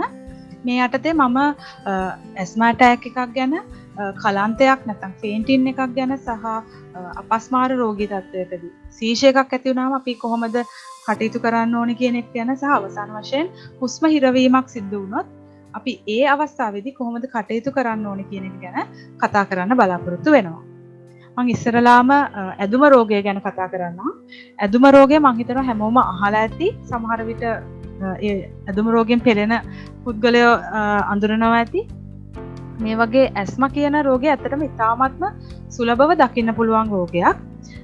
ඇස්මා රෝගයේදී සිද්ධ වෙන්නේ අපේ ශරීරයේ තියෙන ශ්වසන මාර්ගය අධික ලෙස ප්‍රදාහයට නැත්නම් ඉදිවීමටපත් වෙනවා. ඒ වගේම අධික ප්‍රමාණයක් ශ්ලේෂ්මල නිෂ්පාදනය කිරීම සිද්ධ වෙනවා. මේ හේතුව නිසා මේ පුද්ගලයාගේ ශ්වසන මාර්ගය ගොඩක් පටු වෙනවා. දැන් මේ පින්තූරෙන් මම හිතනවා ඔයාලට පේනවා ඇති සාමාන්‍ය පුද්ගලයෙක්ගේ ශ්වසන මාර්ගය කොහොමද? ඇස්මා රෝගයෙන් පෙළෙන, ඇදුම රෝගයෙන් පෙළෙන පුද්ගලයෙක්ගේ ශ්වසන මාර්ගය කොයි විදිහටද තියෙන්නේ කියලා. ඒකෙන් මම හිතනවා ඔයාලට අදහසක් එනවා ඇති ඇස්මා රෝගියෙක්ගේ මේ ශ්වසන මාර්ගය ගොඩක් නැරෝ, ගොඩක් පළල, මේ පටුයි. ඒක හින්දා ඒ පුද්ගලයාට හුස්ම ගැනීම ඉතාම අපහසුයි. දැන් සාමාන්‍ය ඇස්මා රෝගියෙක්ට මේ ඇදුම රෝගියෙක්ට ඒ ඇදුම රෝගය උත්සන්න වෙන්නේ මොන වගේ අවස්ථාවලද කියන එක අපි දැනන් ඉන්න ඕනේ.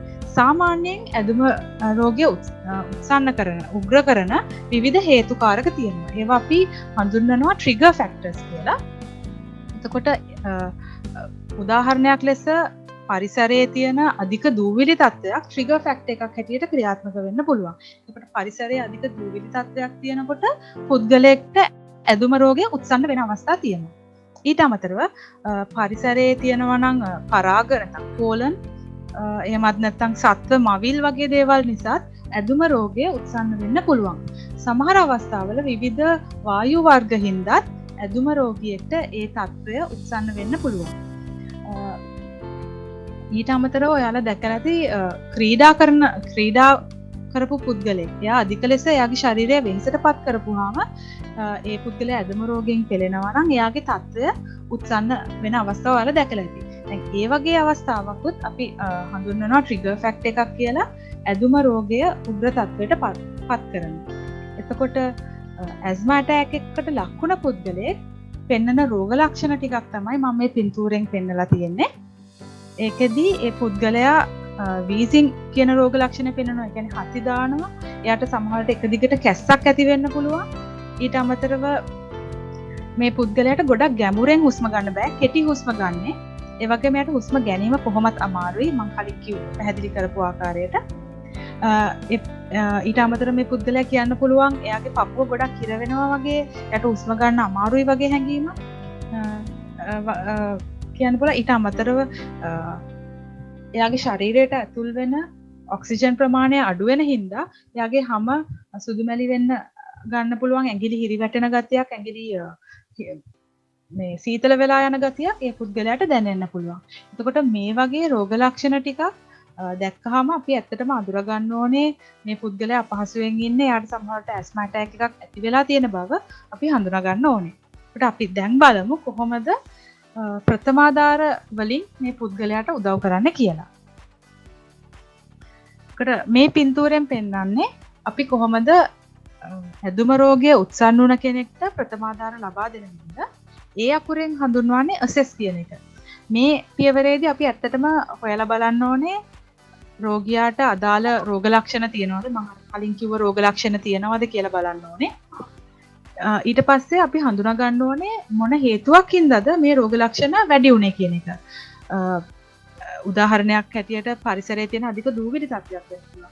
සමහර විට පාසලේ රසායනාගාරයේ මොන හරි පරීක්ෂණයක් කරමින් ඉන්නකොට මේ දරුවෙක්ට ඇදුම රෝගය උත්සන්න වෙන්න පුළුවන්. එතකොට අපි හඳුනා ගන්න ඕනේ මොකක් හින්දාද මේ ඇදුම රෝගය එයාගේ උත්සන්න උනේ කියන එක. ඒ ට්‍රිගර් ෆැක්ටර් එක හඳුනාගෙන එයාගේ රෝග ලක්ෂණ හඳුනාගත්ත ගමන් අපි මේ පුද්ගලයාව ඒ අදාළ පරිසරයේ ඉවත් කිරීම ඉතාම වැදගත්. මොකද ඒ පරිසරයේ තියාගෙන අපි එයාට ප්‍රථමාධාර දුන්නා කියලා එයාගේ තත්ත්වය තවත් බරපතල අතට හැරෙනවා විතරයි. සමහර විට අපිට යාට උදව් කරන්න හැකියාවක් නැති වෙන්න පුළුවන්. ඒකින්ද ඒ අදාළ ට්‍රිගර් ෆැක්ටර් එක තියෙන පරිසරයෙන් මේ පුද්ගලයාව ඉවත් කරන්න ඕනේ. ඊළඟට මේ පුද්ගලයාව අපි පහසු ඉරියව්වකින් වාඩි කරවන්න ඕනේ. ගොඩක් වෙලාවට එයාව හාන්සි කරවන්න නැත්නම් වාඩි කරවන්න තමයි අපි කියන්නේ. එහෙම වාඩි කරවලා ඒ පුද්ගලයාව පුළුවන් තරම් calm down කරන්න ඕනේ. මොකද ඒ පුද්ගලයා මේ රෝගයට පත් වුණ කෙනා බය වෙලා ඉන්නේ. යාට හුස්ම ගන්න අමාරුයි.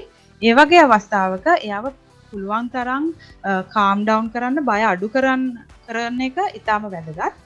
ඊළඟට අපිට අහන්න පුළුවන් එයා ගාව මේ ඇස්මා රෝගයට පාවිච්චි කරන මොනවා හරි බෙහෙත් තියනවද කියලා. මොකද බොහෝමයක් අවස්ථාවල ඇදුම රෝගය තියෙන මේ පුද්ගලයෝ ගාව ඊට අදාළ බෙහෙතුත් තියෙනවා. ඒක හින්දා අපි ඒක රෝගියාගෙන් අහලා දැනගන්න එක වැදගත්. ඊළඟට T අකුරෙන් අදහස් වෙන්නේ treat කියන එක. මේ කෙනා ගාව තියෙනවා නම් ඒ අදාළ බෙහෙත් අපිට ඉන්හේලර් එකකින් හරි නැත්නම් පෆ් එකකින් හරි ඒක ලබා දෙන්න පුළුවන්. ශරීරගත කරන්න පුළුවන්. ඉන්හේලර් එකක් පාවිච්චි කරනකොට අපි කියන්න ඕනේ සම්පූර්ණයෙන්ම යාගේ පෙනහළු දෙක හිස් කරන්න කියලා. ලොකු හුස්මක් පිටට යවලා යාගේ පෙනහළු දෙක හිස් කරලා ඊට පස්සේ තමයි අපි ඉන්හේලර් එක පාවිච්චි කරන්න ඕනේ. මේ යටම පින්තූරයෙන් මම පෙන්නලා තියෙනවා ඉන්හේලර් එක පාවිච්චි කරන හැටි. අපි මේක ගැනත් යම් අදහසක් තියෙනෝනේ. මොකද රෝගියා කලබල වෙලා ඉන්න මේ වෙලාවේ සමහර විට යාට ඒක හරියට පාවිච්චි කරගන්න බැරි වෙන්න පුළුවන්. ඒ වගේ අවස්ථාවක අපි ඒ කෙනාට උදව් කරන්න ඕනේ. එහෙම අපි මේ පුද්ගලයාට අදාළ බෙහෙත් දීලා ට්‍රීට් කරලා අපි විනාඩි 6ක් විතර බලනවා එයාගේ රෝග ලක්ෂණ ටික අඩු වෙනවද කියලා. එහෙම රෝග ලක්ෂණ අඩු වෙන්නේ නැත්නම් අපි වහාම මේ දරුවව හෝ පුද්ගලයාව රෝගල්ගත කරන්න ඕනේ.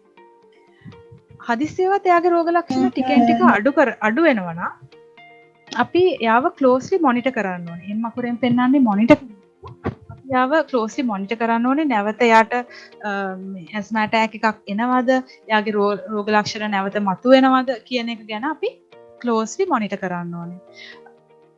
එහෙම මොනිටර් කරලත් මේ පුද්ගලයාට කිසිම රෝග ලක්ෂණයක් නැත්නම් නැවත යා යථා තත්ත්වයටපත් වෙලා නම් එතකොට යාව එයාගේ සාමාන්‍ය ජීවන රටාවට යොමු කරන්න පුළුවන්. මේ ආකාරයට තමයි අපි සරලවම ඇදුම රෝගය උත්සන්න වුණ කෙනෙක්ට ප්‍රථමාධාර ලබා දෙන්නේ. ඊළඟට මම කතා කරන්නේ කලන්තේ දැම්ම පුද්ගලයෙක්ට නැත්නම් කලන්තේ දාන පුද්ගලයෙක්ට කොහොමද අපි උදව් කරන්න කියන එක. සාමාන්‍යයෙන් පුද්ගලයෙක් සිහිය නැති වෙලා වැටෙන්න පුළුවන්. ප්‍රධානම හේතුව තමයි යාගේ මොළයට ලැබෙන රුධිර ප්‍රමාණය අවම වීම. ඒ හින්දා තමයි ගොඩක් වෙලාවට පුද්ගලයෙක් කලන්ත දාලා වැටෙන්නේ.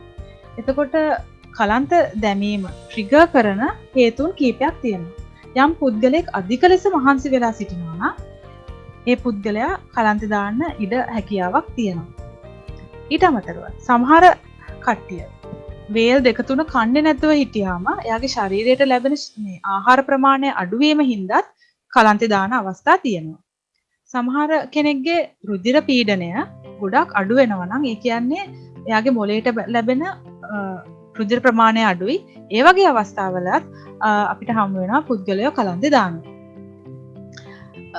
දැන් ඊළඟ හේතුව නම් මම හිතනවා සමහර කට්ටිය අත්දැකලා ඇති. ගොඩක් වෙලාවට ස්පෝර්ට්ස් මීට් වලදී මාච් පාස්ට් එකේ ළමයි තද අවුවේ ගොඩක් වෙලා හිටන් ඉන්නකොට ඒ ළමයි කලන්තේ දානවා. දැන් ඒකත් ඇත්තටම ට්‍රිගර් ෆැක්ටර් එකක් ෆේන්ටිං වලට. ඊළඟට අපි ඔය දැන් රූපවාහිනිය යන ටෙලි ඩ්‍රාමාස් බලලා ඇති. ඒවේ අපි දැකලා ඇති සමහර වෙලාවට ෂොකින් නිවුස් එකක් කිව්වම හිතා මේ එයා බලාපොරොත්තු නොවන නිවුස් එකක් කිව්වහම එයා කලන්තේ දාලා වැටෙනවා. ඇත්තටම ඒ වගේ දේවල් වෙන්න පුළුවන්. ඉමෝෂනල් ෂොක් එකකදී පුද්ගලයෙක් කලන්තේ දාන්න පුළුවන්. දැන් එහෙම කලන්තේ දාලා වැටෙන්න යන පුද්ගලයෙක්ගේ අපිට හඳුනා ගන්න පුළුවන් ලක්ෂණ කීපයක් තියෙනවා. බොහෝ වෙලාවට ඒ පුද්ගලයා මූණේ අපහසුතාවයක් පෙන්නනවා. සුදු මැලි වෙන්න පුළුවන් එයාගේ මූණ. සමහරට එයා කියන්න පුළුවන් එයාගේ ඇඟිලි හිරි වැටෙන ගතියක්, උක්කාර ගතියක් එන්න පුළුවන්, වමන යන ගතියක්, කැරකෙවිල්ල ගතියක් එන්න පුළුවන්. මේ වගේ රෝග ලක්ෂණ කීපයක් අපිට හඳුනා ගන්න පුළුවන් කලන්තේ දාලා වැටෙන්න යන පුද්ගලයෙක්. මේ වගේ පුද්ගලයෙක් අපි දැක්කොත් අපි ඇත්තටම යාව වැටෙන්න නොදී අල්ලා ගන්න ඕනේ. එහෙම සමහර විට ඒක කරන්න අවස්ථාවක් නැති වෙන්නත් අපිට පුළුවන්. කොහොම නමුත් මේ පුද්ගලයාව අපි අල්ලාගෙන යාව ඉස්සරලාම හාන්සි කරවන්න ඕනේ. හාන්සි කරවලා මේ එයාගේ මොන හරි තද ඇඳුම් තියෙනවා නම් අපිට බුරුල් කරන්න පුළුවන්. ඊළඟට අපි මේ රූපයෙන් පෙන්නලා තියෙනවා වගේ කලන්තේ දාපු ඒ රෝගියාගේ කකුල් දෙක එයාගේ හෘදය මට්ටමට වඩා ඉහළට ඔසවලා තබනවා. ඒකෙන් අපි බලාපොරොත්තු වෙන්නේ ඇත්තටම මොළයට ලැබෙන රුධිර ප්‍රමාණය වැඩි කිරීම. ඊළඟට අපිට පුළුවන් නම් මේ පුද්ගලයාට සපයන්න ගොඩක් පිරිසිදු වාතය සපයන්න පුළුවන් නම් ඒක ගොඩක් හොඳයි. ඒක හින්දා අපි කියනවා ළඟ තියෙනවා නම් මොන හරි ජනේලයක් නැත්නම් දොරක් අරින්න පුළුවන් නම් ඒක ගොඩක් හොඳයි. පවන් ගහන්න වගේ දේවල් අපිට කරන්න පුළුවන්. ඒ වගේ ක්‍රම වලින් යාට පිරිසිදු වාතය ලැබෙන එක අපි සලස්වනවා. මේ වගේ ඉතාම සරල ක්‍රියාමාර්ග කීපයක් ගත්තාම ඇත්තටම බොහෝ වෙලාවට පුද්ගලයෙක් විනාඩි 2-3ක් ඇතුළත එයා නැවත යථා තත්ත්වයටපත් වෙනවා. එහෙම එයාට සිහිය ආවහම අපිට අහලා බලන්න පුළුවන් එයා කාලද ඉන්නේ එහෙමත් නැත්නම් එයාට වෙන මොන හරි මෙඩිකල් කන්ඩිෂන් එකක් තියෙනවද කියලා. මොකද සමහර අවස්ථාවල මේ දියවැඩියා වගේ රෝගයකින් පෙළෙන පුද්ගලයන්ගේ ශරීරයේ සීනි ප්‍රමාණය ඉතාම අඩු මට්ටමටපත් වුනහම පුද්ගලයෙක් කලන්තේ දාන්න පුළුවන්. ඒ වගේ මෙඩිකල් කන්ඩිෂන් එකක් තියෙනවද කියන එකත් අපිට මේ රෝගියාගේ සිහිය ආවෙන් පස්සේ දැනගන්න මේ අහලා දැනගන්න පුළුවන්. ඊළඟට මතක තියාගත්ත යුතු දෙයක් තමයි කිසිම වෙලාවක මේ පුද්ගලයා සිහිය ආපු ගමන්ම අපි යාව ඉඳවන්නේ නැහැ. එයාගේ ශරීරයට ටිකක් ශක්තිය ලැබෙනකම් එයාට ඒ විදිහට ඉන්න දෙන්න ඕනේ. එහෙම ඉන්න දීලා අපි එයාගේ ශරීරයට එයාට තේරුණාම එයාට ඉඳ ගන්න පුළුවන් කියලා තමයි අපි ඒ වෙලාවට තමයි මේ පුද්ගලයාව ඉඳවන්නේ. එහෙම ඉඳවලා එයාට අපිට අවශ්‍ය නම් එයාට කෑම බීම ලබා දෙන්න පුළුවන්. කොයිම වෙලාවකවත් සිහිය නැති පුද්ගලයෙක්ගේ කටට කෑමක්වත් බීමක්වත් දාන්න එපා. තව වැරද්දක් තමයි අපි ගොඩක් වෙලාවට දකිනවා සිහිය නැති පුද්ගලයෙක්ට ඇත්තටම අපි මේක දකින්නේ රූප වාහිනියෙන් මේ කවුරු හරි පුද්ගලෙක් සිහිය නැති වුණාම අපි දැකලා තියෙනවා පුද්ගලයාගේ මූණට තට්ටු කරනවා වතුර එහිනවා. දැන් ඒ වගේ දේවල්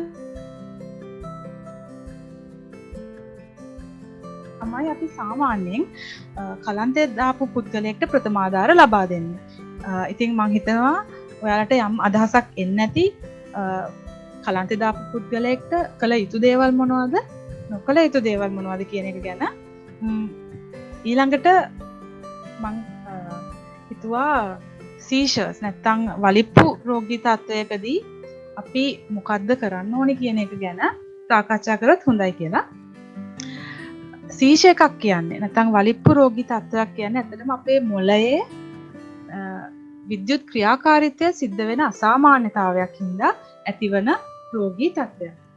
එතකොට සීෂර්ස් ඇති වෙන්න පුළුවන් අපේ මොළයට විස බීජයක් යාම හින්දා. එහෙමත් නැත්නම් මොළයට ගොඩක් ලොකු බරපතල හානියක් වුණා. ඒ වගේ අවස්ථාවක සීෂර් එකක් ඇති වෙන්න පුළුවන්. සමහර වෙලාවට මොළයේ තියෙන කැන්සර් එකක් නැත්නම් ටියුමර් එකක් හින්දා සීෂර් එකක් ඇති වෙන්න පුළුවන්. කුඩා දරුවන්ගේ අධික ලෙස මේ ශරීර උෂ්ණත්වය ඉහළ ගියාම ඒ වගේ අවස්ථාවලත් සීෂර්ස් ඇති වෙන්න පුළුවන්. දැන් ඔය වගේ විවිධ හේතුන් නිසා අපස්මාර රෝගී තත්ත්වයට පත් වෙනවා. එහෙම පත් වුණ කෙනෙක්ගේ දකින්න ලැබෙන රෝග ලක්ෂණ කීපයක් තියෙනවා. අපි බලමු ඒවා මොනවද කියලා. ප්‍රථමයෙන්ම ඒ පුද්ගලයාගේ ඇත්තටම අතපය දරදඬු වීමක් සිද්ධ වෙනවා. ඊට අමතරව එයාගේ අතපය අසාමාන්‍ය ලෙස ගැහීමක් සිද්ධ වෙනවා. අපි ඉංග්‍රීසියෙන් හඳුන්වනවා ජර්කි මූව්මන්ට්ස් කියලා. ඊට අමතරව මේ පුද්ගලයාගේ කන්ට්‍රෝල් එකක් නැතුව එයාගේ පාලනයකින් තොරව එයාට මුත්‍රා පිටවීමක් සිද්ධ වෙන්න පුළුවන්. කටෙන් සෙම ගැලීමක් සිද්ධ වෙන්න පුළුවන්. අවසාන වශයෙන් සමහරට ඇස් උඩට යන්න පුළුවන්. අවසාන වශයෙන් සිහිය නැති වෙන්න උනත් පුළුවන්. එතකොට මේ වගේ රෝග ලක්ෂණ ටිකක් ඇත්තටම බිය ගන්නවන සුළුයි. සමහර විට අපිට මේ ළඟට යන්නත් බය හිතෙන්න පුළුවන්. නමුත් අපි නිවැරදි ප්‍රතිකාර ක්‍රම දන්නවා නම් ඇත්තටම මේ වගේ රෝගයකට පත් වුණ කෙනෙක්ට උදව් කරන්න අපිට හැකියාවක් තියෙනවා. අපි බලමු දැන් සීෂර් එකකදී නැත්නම් අපස්මාර රෝගී තත්ත්වයකදී අපි සිදු කළ යුතු දේවල් මොනවද නොකළ යුතු දේවල් මොනවද කියලා. මං ඉස්සල්ලාම් පටන් ගන්නම් අපි කරන්නේ කළ යුතු නැති දේවල් නැත්නම් නොකළ යුතු දේවල් මොනවද කියන එකෙන් මම පටන් ගන්නම්. මං හිතනවා සමහර දෙනෙක් අහලා ඇති අපේ සියලා ආච්චිලා කියනවා වලිප්පු තත්ත්වයකට නැත්නම් මීමැස්මර රෝගී තත්ත්වයකට පත් වුණ කෙනෙක් මේ ඉන්නකොට එයාගේ කටට මොකක් හරි ලී හැන්දක් හරි යකඩ කෑල්ලක් හරි දාන්න කියලා. එයාගේ දිව හැපෙන එක වළක්වන්න. නමුත් කොයිම වෙලාවකවත් ප්‍රථමාධාර කරුවෙක් හැටියට එයාගේ කටට කිසිම දෙයක් දාන්න එපා. ලී හැන්දක් වෙන්න පුළුවන්, යකඩ කෑල්ලක් වෙන්න පුළුවන්, කෑම බීමක් වෙන්න පුළුවන්. එයාගේ ඒ වලිප්පු තත්ත්වයේ තියෙන අවස්ථාවේ කිසිම දෙයක් කටට දාන්න එපා. ඊළඟට මේ පුද්ගලයා මං කිව්වා අසාමාන්‍ය ලෙස ගැහෙනවා කියලා. එහෙම අසාමාන්‍ය ලෙස ගැහෙනකොට සමහර පුද්ගලයෝ එයාව අල්ලගන්න try කරන්න පුළුවන්. එයාව රෙසිස්ට් කරන්න try කරන්න පුළුවන් යකි මූව්මන්ට් එක. ඒකත් අපි කොයිම වෙලාවකවත් කළ යුතු දෙයක් නෙමෙයි. අපි එයාට ඇත්තටම ඒ මූව්මන්ට් එක කරන්න උදව් කරන්න ඕනේ. අපි බලමු කොහොමද අපි මේ පුද්ගලයාට උදව් කරන්නේ කියලා. බොහෝ වෙලාවට මේ අවට ප්‍රදේශය හානිදායක දේවල් වලින් පිරීලා තියෙන්න පුළුවන්. උල් උපකරණ තියෙන්න පුළුවන්, උණු වතුර තියෙන්න පුළුවන් ඒවට. ඒ වගේ දේවල් තියෙනවා නම් අපි ඒවා ඈඩ් කරන්න ඕනේ. මොකද අපිට මේ පුද්ගලයාව ආරක්ෂා කරන්න ඕන නිසා. ඊළඟට මෙයාගේ මොන හරි තද ඇඳුම් තියෙනවා නම් අපිට ඒවා ලිහිල් කරන්න පුළුවන්. මේ පුද්ගලයා මේ හයියෙන් ගැහෙනවා කියලා මම කිව්වා. ඒ ගැහීම හින්දා සමහර වෙලාවට ඒක ගොඩක් විගරස් වෙන්න පුළුවන්. එහෙම වුණොත් එයාගේ ශරීරයේ අනිත් අවයව වලට හානි වෙනවා. ඒකින්ද අපි මේ රෝගී තත්ත්වයට පත් වුණ පුද්ගලයාගේ හිස ආරක්ෂා කිරීම සඳහා කටයුතු කරන්න. ඒකට අපිට පුළුවන් රෙදි පොට්ටනියක් හරි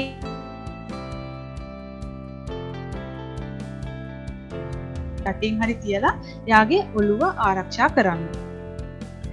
ඊළඟ වැදගත් දේ තමයි මේ වගේ සීෂ එකක් ඇති වුණ පුද්ගලයෙක් කොච්චර වෙලා ඒ සීෂ එක පවතිනවද කියන එක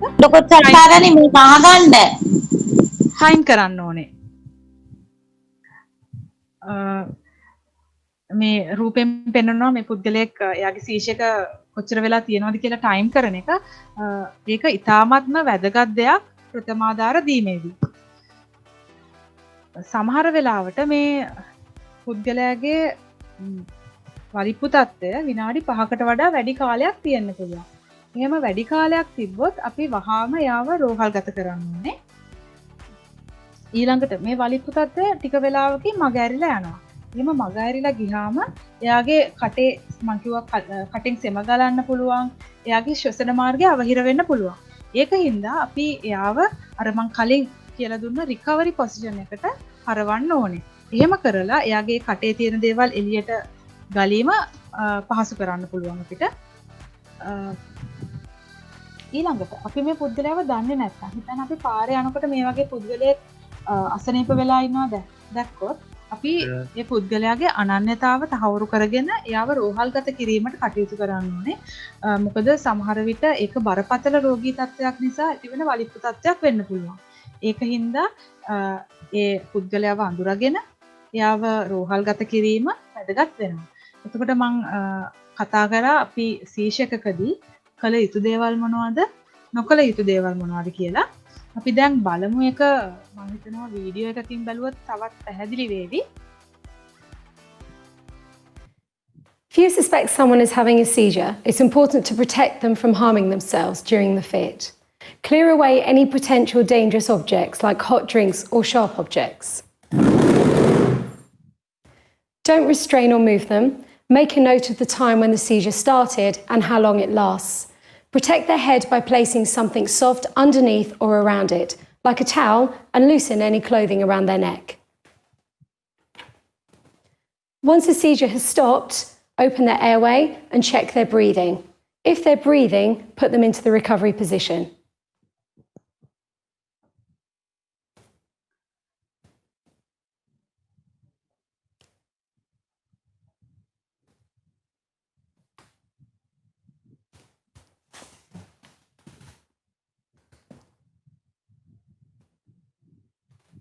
If they stop breathing at any point, prepare to treat someone who is unresponsive and not breathing, monitoring their level of response. Call 999 or 112 for emergency help if it's the person's first seizure, the cause is unknown, they're having repeated seizures, the seizure lasts more than 5 minutes, they are unresponsive for more than 10 minutes, or they've sustained an injury. So remember, protect, but don't restrain them. Call 999 or 112. And that's how you help someone who's having a seizure.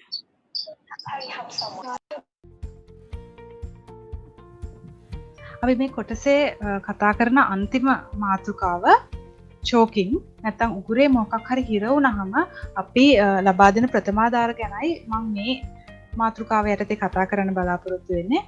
ගොඩක් වෙලාවට අපි දැකලා තියෙනවා කුඩා දරුවෝ විවිධ දේවල් උගුරේ හිර කරගන්නවා. සමහර විට පන්ති කාමරයක දුණත් මේක සිද්ධ වෙන්න පුළුවන්. ඒ වගේ අවස්ථාවක මම හිතනවා ගුරුවරියන් දැනගෙන ඉන්න ඕනේ මොන විදියටද මේ ළමයාට ප්‍රතිකාර කරන්න නැත්නම් ප්‍රථමාධාර ලබා දෙන්නේ කියලා.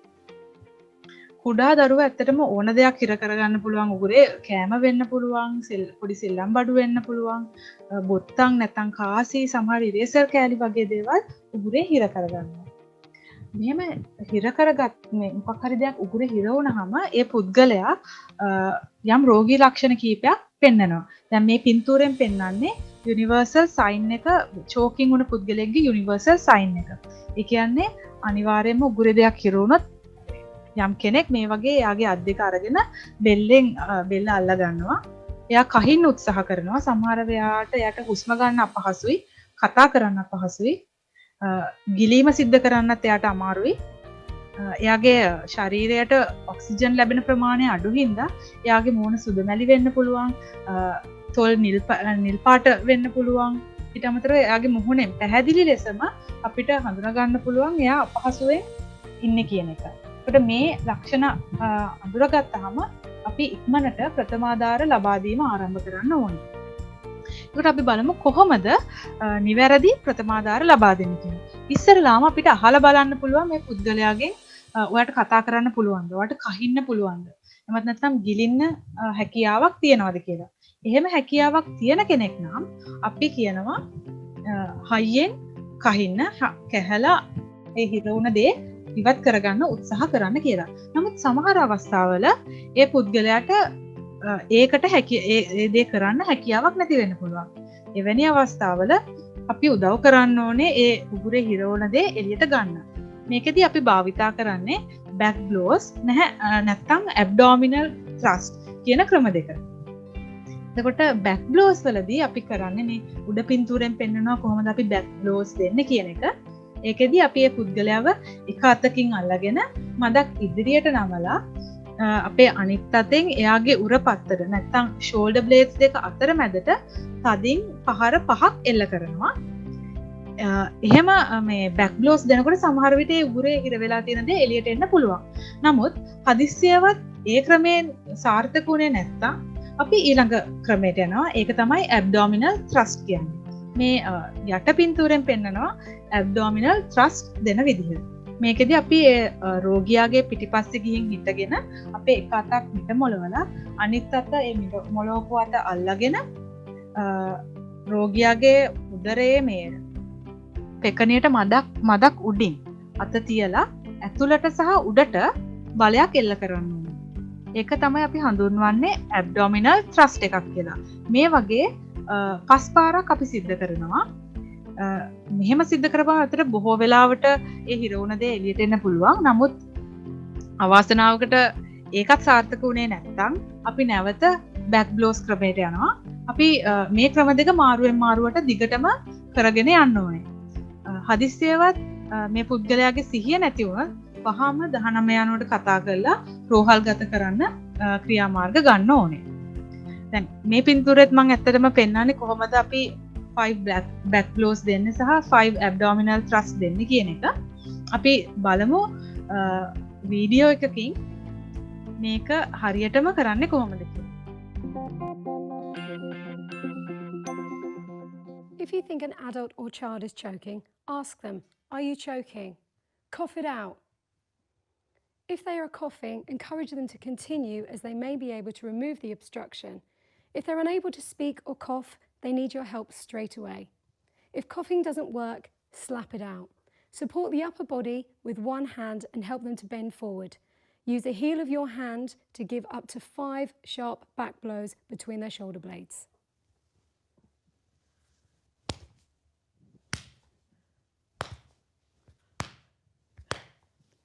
Then check to see if there's anything in their mouth. If there is, tell them to pick it out. If back blows don't work, try giving up to 5 abdominal thrusts. Squeeze it out. To give the abdominal thrusts, stand behind them. Put your arms around them and link your hands between their tummy button and the bottom of their chest. Clench your lower hand in a fist, grasp your fist with your other hand and pull sharply inwards and upwards. Repeat up to 5 times.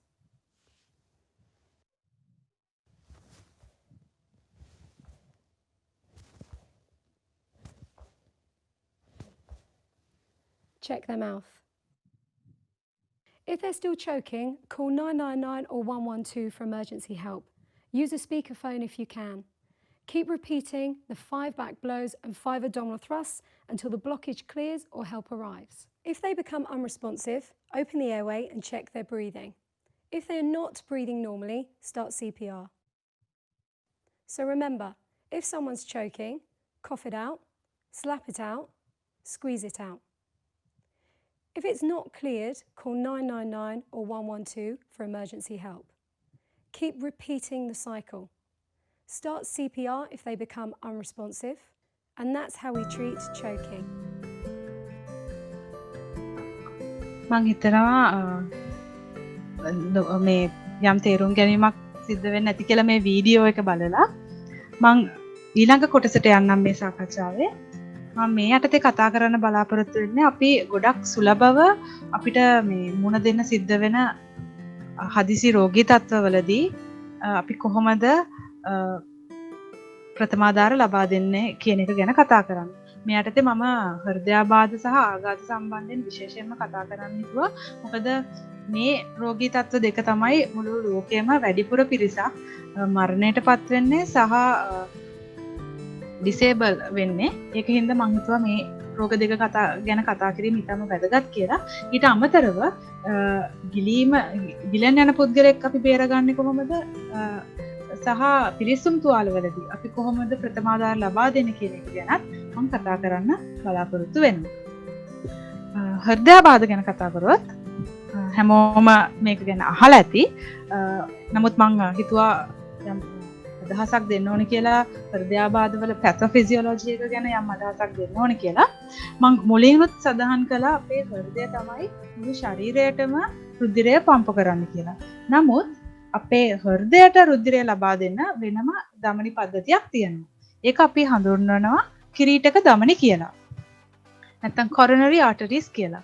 එතකොට කාලයත් සමග මේ කිරීටක ධමනි වල විවිධ දේවල් තැන්පත් වීමෙන් ඒක අවහිර වෙන්න පුළුවන්.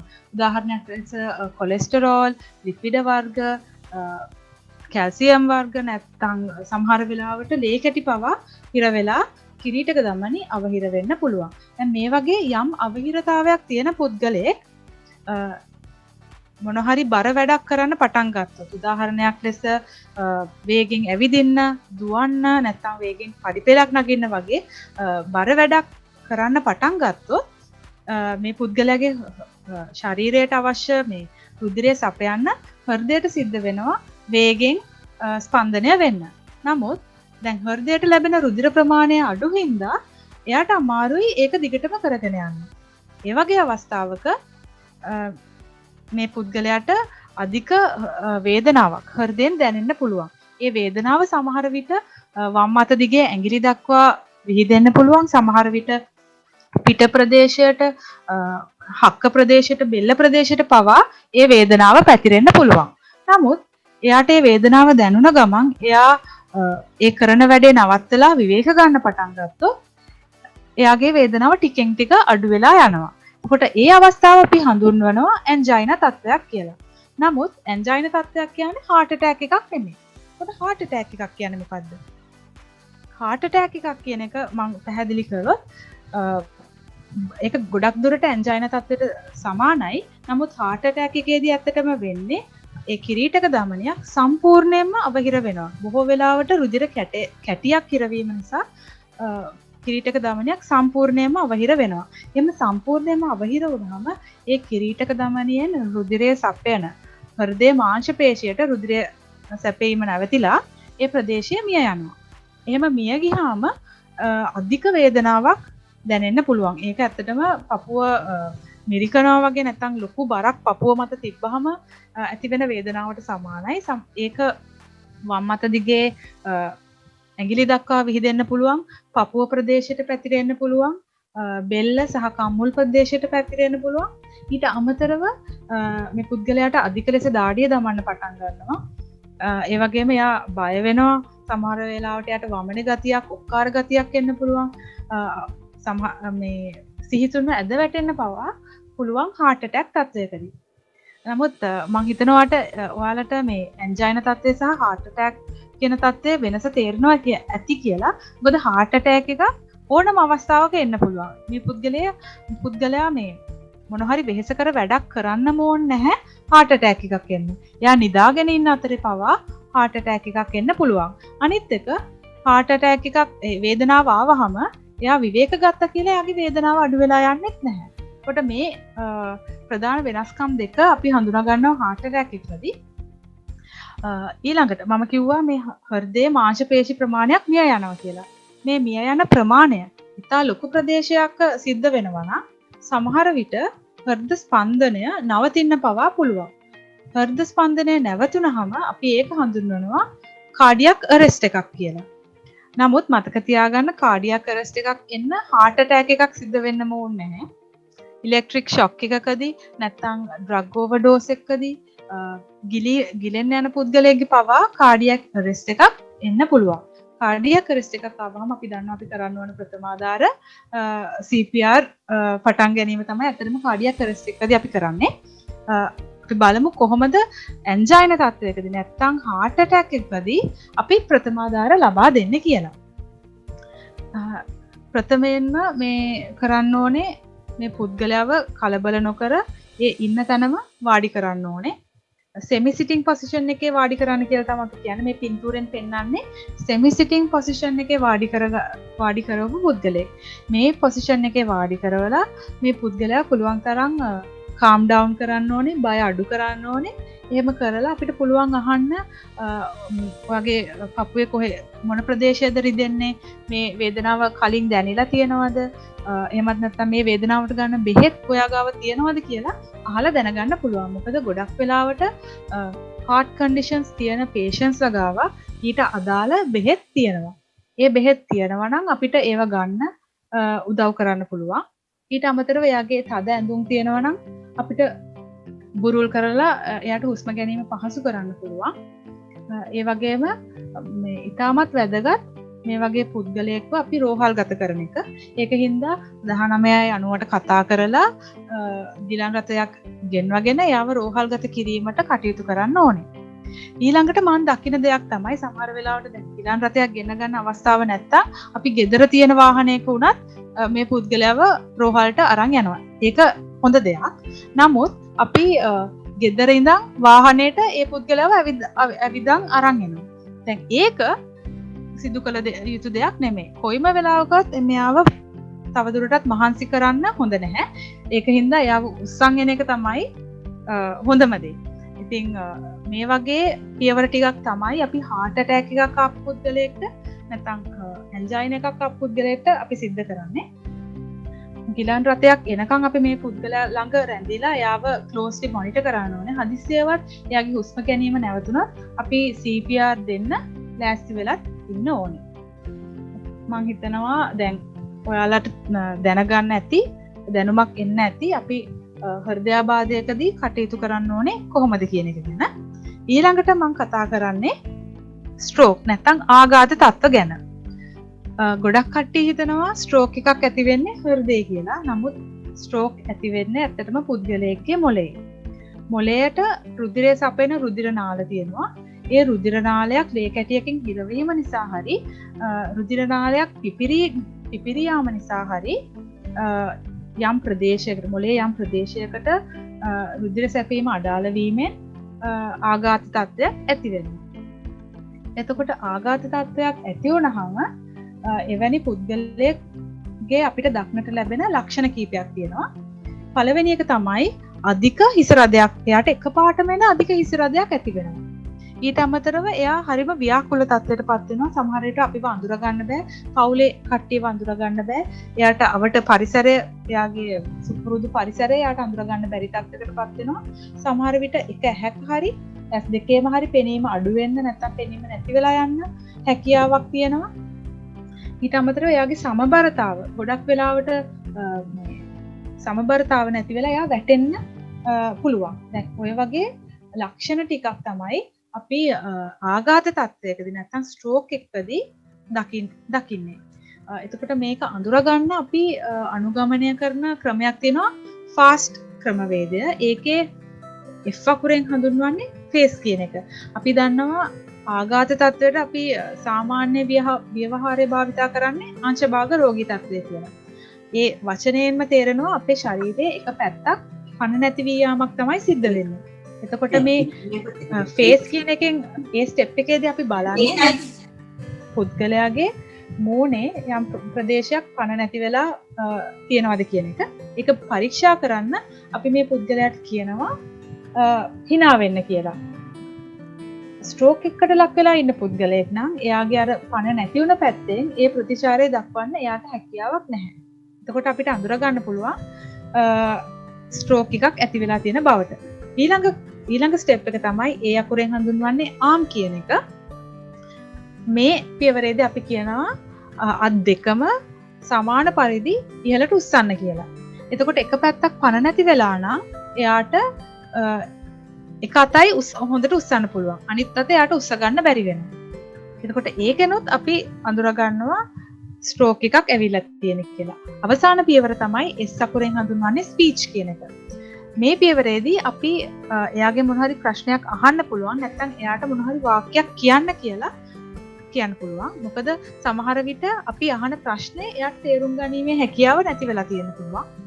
එහෙමත් නැත්නම් එයා කියන දේ පැහැදිලි නැහැ.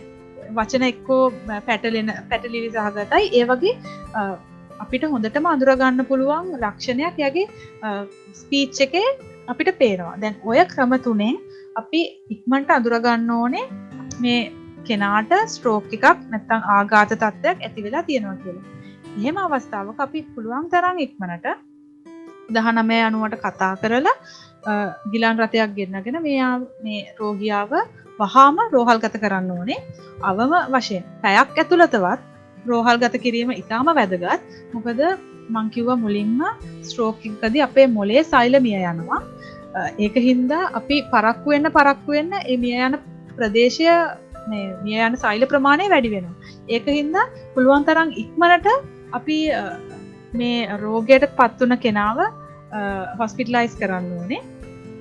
ඒ මගින් අපිට පුළුවන් එයාට ඇතිවෙන මේ මොනවද සංකූලතා ප්‍රමාණය අවම කරගන්න. ඉතින් මං හිතනවා දැන් ඔයාලට යම් අදහසක් එන්නේ නැති කියලා කොහොමද ස්ට්‍රෝක් එකකදී අපි ප්‍රථමාධාර දෙන්නේ කියන එක අපි ෆාස්ට් මේ ඇසෙස්මන්ට් එක කරනවා. ඊට පස්සේ වහාම 1990ට කතා කරලා මේ වෛද්‍ය ප්‍රතිකාර ඉල්ලනවා. ඊළඟට මෙයාට සිහිය තියෙනවා නම් අපිට පුළුවන් එයාව සෙමි සිටින් පොසිෂන් එකේ තියන්න. මේ පින්තූරෙන් පේනවා සෙමි සිටින් පොසිෂන් එකේ ඉන්න පුද්ගලයෙක්. එයාට සිහිය තියෙනවා නම් අපිට පුළුවන් ඒ තත්ත්වයේ පුද්ගලයාව ඉඳවල තබා ගන්න. හදිස්සියවත් සිහිය නැති වුණොත් අපි බලන්න ඕනේ එයා හුස්ම ගන්නවද හුස්ම ගන්නේ නැද්ද කියලා. හුස්ම ගන්නව නම් අපි යාව රිකවරි පොසිෂන් එකට දානවා.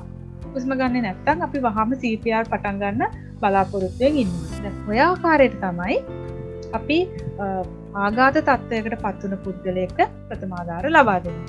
අපි බලමු දැන් මේ වීඩියෝ එක. If you suspect someone is having a stroke, you can use the FAST guide to identify the key signs. F stands for facial weakness. Look at their mouth or eye, they may be droopy and can't smile evenly. A, arm weakness. Ask them to raise both their arms. They may only be able to raise one. Can you raise both arms for me, please? S, speech problems. They're unable to speak clearly or might not be able to understand what you're saying to them.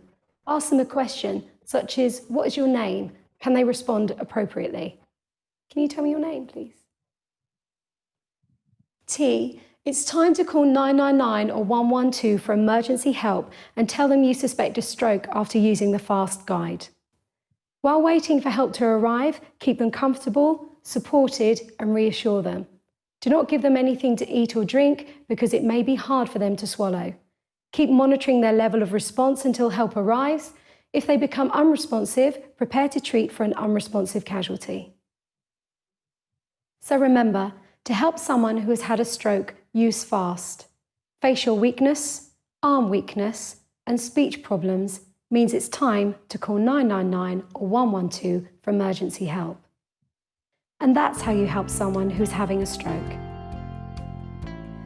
ඉතින් මේ ආකාරයට තමයි අපි ආඝාත තත්ත්වයට පත්වන පුද්ගලයෙක්ට ප්‍රථමාධාර ලබා දෙන්නේ. මං ඊළඟට කතා කරන්නේ ගිලෙන්න යන පුද්ගලයෙක්ට එයාව බේරගෙන අපි කොහොමද නිවැරදි ආකාරයට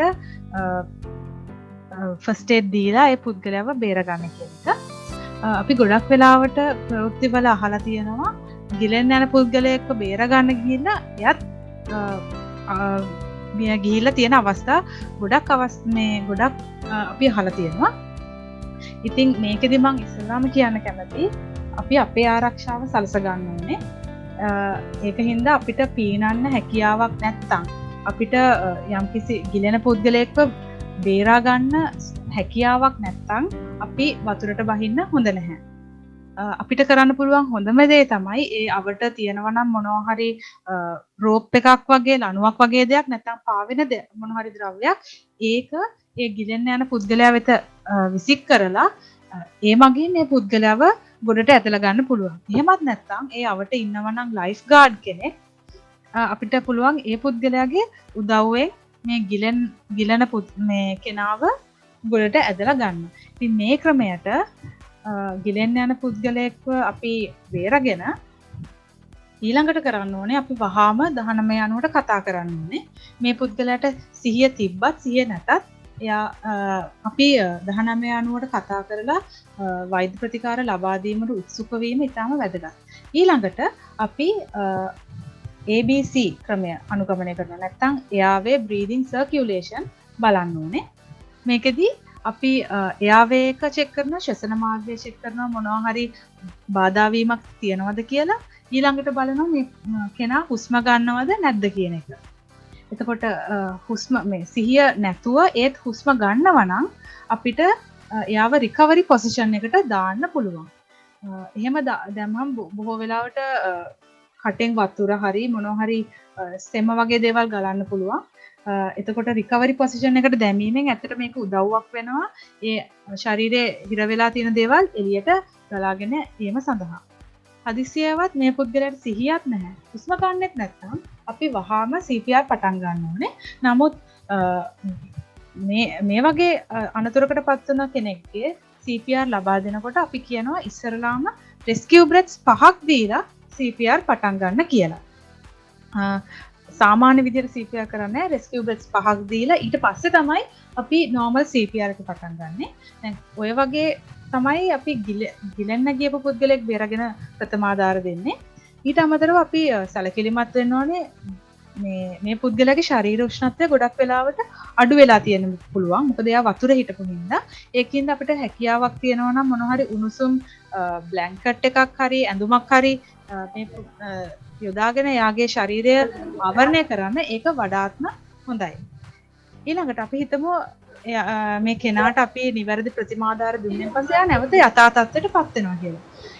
එහෙම තත්ත්වයට පත් වුණත් අපි වෛද්‍යවරයෙක්ගේ ප්‍රතිකාර වලට යොමු කරන්න ඕනේ. මොකද සමහර වෙලාවට එයාගේ ශරීර මේ පෙනහළු වලට ඇතුළු වුණ වතුර සමහරට පොඩ්ඩක් වෙන්න පුළුවන්. ඒකෙන් ඉරිටේෂන් එකක් ඇති වෙන්න පුළුවන් පෙනහළු ඇතුළත. එහෙම ඉරිටේෂන් එකක් වුණාම පෙනහළු වලින් නිෂ්පාදනය කරන මේ ශ්ලේෂ්මල වගේ දේවල් ඒක හින්දා එයාව පල්මොනරි ඉදීමා කියන රෝගී තත්ත්වයට පත් වෙලා හුස්ම ගැනීම අපහසු වෙන්න පුළුවන්. ඒක හඳුනාගෙන ඒක වළක්ව ගන්න තමයි අපි කියන්නේ මේ කෙනාට ප්‍රථමාධාර දීලා එයාව යහපත් අතට පත් වුණා රෝහල්ගත කරන්න කියලා. ඉතින් අපි බලමු වීඩියෝ එකකින් මේක. In this video, you will learn to administer first aid to a drowning casualty. Get the casualty out of the water without putting yourself in danger. Depending on the state of the casualty, there are two possible scenarios. Scenario 1. The casualty is conscious. Place the casualty in a comfortable position. Cover the casualty and give them some dry clothes.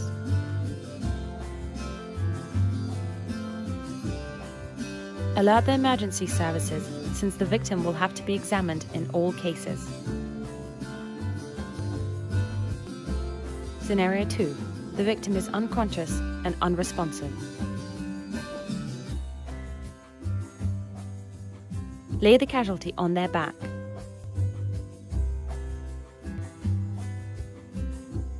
Tilt the head upwards to clear the airways and analyze their breathing. Try to hear or feel their breath on your cheek, or look for any movements of their chest or stomach as a sign that they're breathing.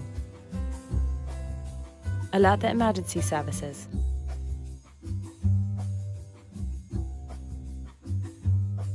Act according to the casualty's state. This means if the casualty is breathing, place them on their side in the recovery position.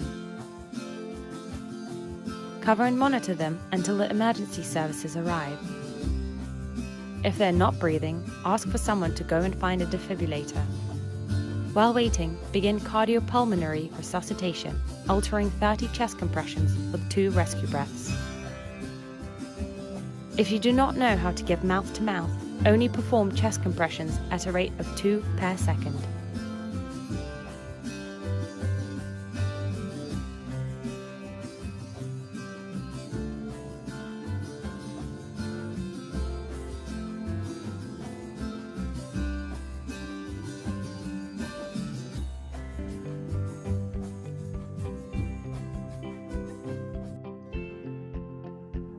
ඊළඟට කතා කරන්නේ පිලිස්සුම් තුවාල සම්බන්ධයෙන්. මේකෙදි පිලිස්සුම් තුවාල ඇත්තටම සිද්ධ වෙන්න පුළුවන් විවිධ හේතු හින්දා. සමහර විට උණු වතුර ඇඟේ හැලීම නැත්නම් හිමාලය හින්දා මේ විද්‍යුතය හින්දා සමහර වෙලාවට පිලිස්සුම් තුවාල ඇති වෙන්න පුළුවන්. රසායනික ද්‍රව්‍යයක් නිසා පිලිස්සුම් තුවාල නැත්නම් බර්න්ස් ඇති වෙන්න පුළුවන්. දැන් ඒ වගේ අවස්ථාවකදී අපි කොහොමද ප්‍රථම ආධාර දෙන්නේ? මේකෙදිත් අපි අර ඩොක්ටර්ස් ABC කියන ප්‍රොසීජර් එක අනුගමනය කරන්න ඕනේ. උදාහරණයක් ලෙස හදිස්සියවත් අපේ උදාහරණයක් ලෙස ගත්තොත් අපේ අත උණු වතුරකට පිච්චුන අවස්ථාවක්. ඒ වගේ අවස්ථාවක අපි ඉස්සරලාම කරන්න ඕනේ ඒ කෙනාව ඒ අදාළ හානිදායක පරිසරයෙන් ඉවත් කරලා වහාම ඒ පිලිස්සුම් තුවාලයේ සිදුවන ප්‍රදේශය සිසිල් කරන්න ඕනේ. ඒකට අපි මොනහරි සීතල ජලය තියෙන භාජනයක ගිල්ලලා තියන්න පුළුවන්. එහෙමත් නැත්නම් ගලා යන ජලයට මේ පිරිස්සුමට ලකුණු ප්‍රදේශය අල්ලන්න පුළුවන්. ඒ වගේ විනාඩි 20ක් පමණ අපි සිසිල් කිරීම ඉතාම වැදගත්. නමුත් කොයිම වෙලාවකවත් අයිස් වලින් තවන්න යන්න එපා. විවිධ දේවල් ආලේප කරන්න ටූත් පේස්ට් වෙන්න පුළුවන්, කොමාරිකා වගේ දේවල් වෙන්න පුළුවන්. ඒ වගේ විවිධ දේවල් ආලේප කිරීමත් සිද්ධ කළ යුතු නැහැ. ඊට අමතරව මේ පිලිස්සුම් තුවාලයේ සිදුවන ප්‍රදේශය ආශ්‍රිතව මොනවා හරි ජුවලරි එකක් දාලා තියෙනවා. උදාහරණයක් ලෙස ඔරලෝසුවක් වෙන්න පුළුවන්, මුද්දක් වෙන්න පුළුවන්, මාලයක් වෙන්න පුළුවන්. ඒ වගේ දෙයක් තියෙනවා නම් අපිට ඒක ඉවත් කරන්න පුළුවන්. නමුත් මතක තියාගන්න කොයිම වෙලාවකවත් මේ පිලිස්සුම් තුවාලයට ඇලිලා තියෙන ආභරණයක් හෝ එයාගේ ඇඳුමේ කොටසක් ගලවලා ඉවත් කරන්න උත්සාහ කරන්න එපා. ඒක තියද්දිම අපිට සිසිල් කරන්න පුළුවන් තුවාලය. එහෙම සිසිල් කරලා ලිනන් වගේ රෙද්දක් භාවිතයෙන් මේ පිලිස්සුම් තුවාලයේ තියෙන ප්‍රදේශය හොඳින් ආවරණය කරලා රෝහල් ගත කිරීම තමයි ඊටාම වැදගත් වෙන්නේ. දැන් මේ පින්තූරෙනුත් මම පෙන්නලා තියෙන්නේ අපි කළ යුතු දේවල් මොනවද, නොකළ යුතු දේවල් මොනවද කියලා. මම තව කැමති කතා කරන්න අපි හදිස්සියවත් ගිනි ගන්න පුද්ගලයෙක් දැක්කොත් නැත්නම් අපේ ශරීරය උනත් ගිනි ගන්න තත්ත්වයට පත් වුණොත් අපි කොහොමද ගින්න නිවා ගන්න කියන එක දැනගෙන සිටීම වැදගත්. ඒකෙදී අපි අනුගමනය කරන්නේ stop, drop, roll කියන ප්‍රොසීජර් එක. ගොඩක් වෙලාවට තමන්ගේ ශරීරය ගිනි ගන්නවා නම් කෙනෙක් කලබලයි. ඒ අවස්ථාවේදී එයා හැමතැනම දුවන්න පුළුවන්. නමුත් දුවන එකෙන් වෙන්නේ ඇත්තටම තියෙන ගින්න පැතිරෙන එක. ඒක නවත්ත ගන්න අපිට හම්බෙන්නේ නැහැ. ඒකින්ද අපි ඉස්සලාම කරන්න ඕනේ ඉන්න තැනම නැවතිලා බිමට වැටිලා දෙපැත්තට රෝල් වීම. ඒකට මේ ක්‍රමයෙන් අපිට පුළුවන් අපේ ඇඟ ගිනි ගත්තොත් ඒක නිවා ගන්න. ඊළඟට ගිනි ගන්න ගොඩනැගිල්ලක හිටියොත් අපි ඒ ගිනි ගන්න ගොඩනැගිල්ලෙන් ඉවත් වෙන ක්‍රමයක් දැනගෙන ඉන්න එක වැදගත්. මොකද සමහර විට අපි ගින්නට අහු වෙන්නේ නැති වෙන්න පුළුවන්. නමුත් ඒ ගින්නෙන් නිකුත් වෙන විෂ වායුන් හින්දා අපේ ශ්වසන මාර්ගය අධික ලෙස හානියට ලක් වෙන්න පුළුවන්. ඒක හින්දා අපි කරන්නේ මොනවා හරි රෙදි කෑල්ලක් අරගෙන ඒක හොඳින් පොඟවලා මේ අපේ නහය සහ කට ප්‍රදේශය ආවරණය කරගෙන බිම දිගා වෙලා තමයි ඒ වගේ ගොඩනැගිල්ලකින් ඉවත් වෙන්න ඕනේ. ඉතින් මං හිතනවා ඔයාලට දැන් යම් දැනුමක් එන්නේ නැති කොහොමද අපි පිලිසුම් තුවාලයකදී ප්‍රථමාධාර ලබා දෙන්නේ, ඊළඟට අපේ ඇඟ ගිනි ගන්න පටන් ගත්තොත් අපි කොහොමද ඒ ගින්න නිවා ගන්න, ගිනි ගන්න ගොඩනැගිල්ලක සිට අපි එළියට එන්නේ කොහොමද කියන එක ගැන මං හිතනවා යම් අදහසක් ඔයාලට එන්න ඇති කියලා. ඉතින් මගේ මේ ප්‍රථමාධාර සම්බන්ධයෙන් කරපු මේ සෙෂන් එක මං දැන් ඉවර කරනවා. මං පොඩි සාරාංශයක් දුන්නොත් මං ඉස්සරලාම කතා කරා ප්‍රථමාධාර කියන්නේ මොකක්ද සම්බන්ධයෙන්, ඊළඟට ප්‍රථමාධාර කරුවෙකු සතු වගකීම් ගැන මං කතා කරා, ඊළඟට අපි ප්‍රධානයෙන්ම අනුගමනය කර යුතු සම්මත ක්‍රියාපටිපාටිය ඩොක්ටර්ස් ABCD ගැන මං මේ සෙෂන් එකේදී කතා කරා. ඊළඟට ක්‍රීඩාගාරයකදී නැත්නම් පන්ති කාමරයකදී සිද්ධ වෙන්න පුළුවන් අනතුරු වලදී අපි කොහොමද ක්‍රියා කළ යුත්තේ කියන එක ගැන මං කතා කරා. අවසාන වශයෙන් අපි මුහුණ දෙන සුලභ රෝගී තත්ත්වයන් වලදී අපි කොහොමද කටයුතු කළ යුත්තේ කියන එක ගැනත් මං කතා කළා. දැන් ඔයාලට මොන හරි ප්‍රශ්න තියෙනවා නම් අහන්න පුළුවන්.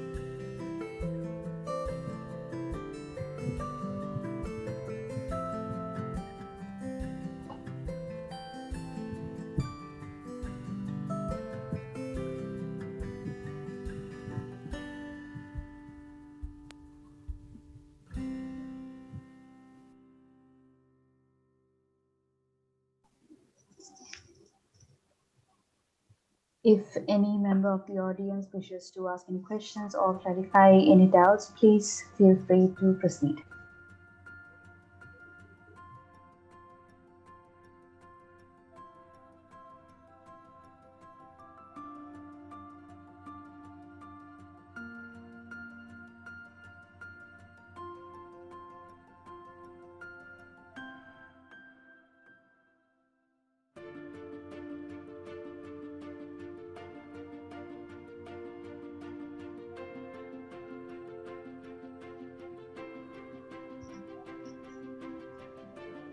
Thank you very much, Leo Upendra Rajasinghe, for an extremely informative and valuable session.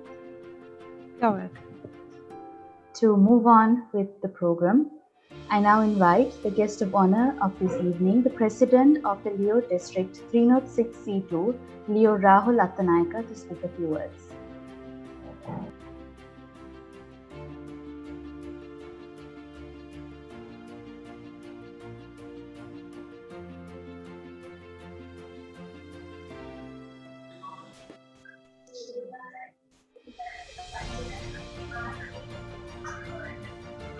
Hi Leos. You guys can hear me, right? Yes, sir. Yes. Yes.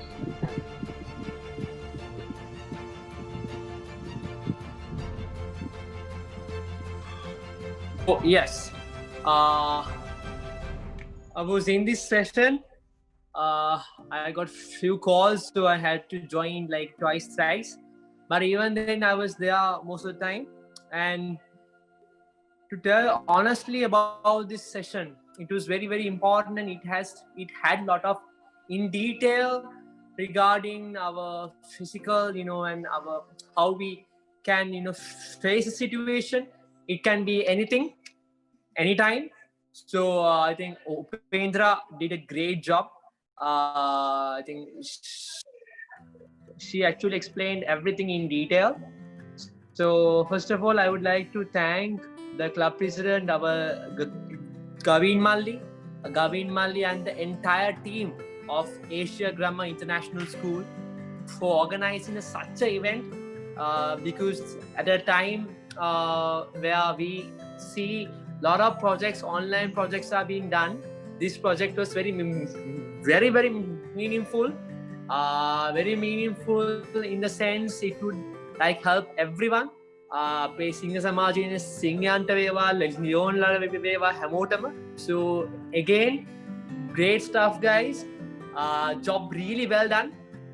And I think Upendra also did a great part in this thing, explaining it very simply. And අපිට තේරෙන විදිහට ගොඩාක් complicate කරන්න නැතුව හරිම simply භාෂාවෙන් අපිට තේරෙන භාෂාවෙන් explain කරා. So again, finally, I would like to end this very short and very fast because we are running out of time.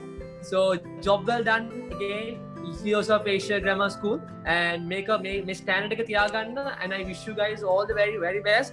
And again, job well done, Kavin Malli and the entire team. And thank you for inviting me as the guest of honor. Thank you guys. Cheers. Thank you, Leo Rahul Attanayaka. I now cordially invite the chief guest, past district governor and district chairman for Leo, Lion Dr. Lasantha Gunawardana, MJF, to address it. Yeah, thank you very much for the opportunity given to me to address you all. As Rahul said, the session was really interesting, and in fact, I learned a lot from the session.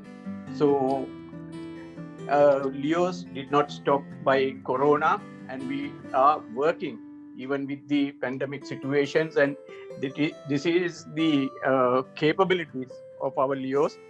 And the session was really interesting, and we are looking forward to more and more projects like this from the Leos of Asian Grammar. Thank you, Gavin, for giving the leadership to the important project and your various activities throughout the year. Keep up the good work, and hope you all will be doing your best to the betterment of our community. Thank you very much. Thank you.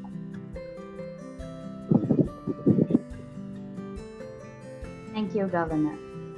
Drawing to the close of the event, I now invite Yorambika Bandara, the project secretary, to deliver the vote of thanks.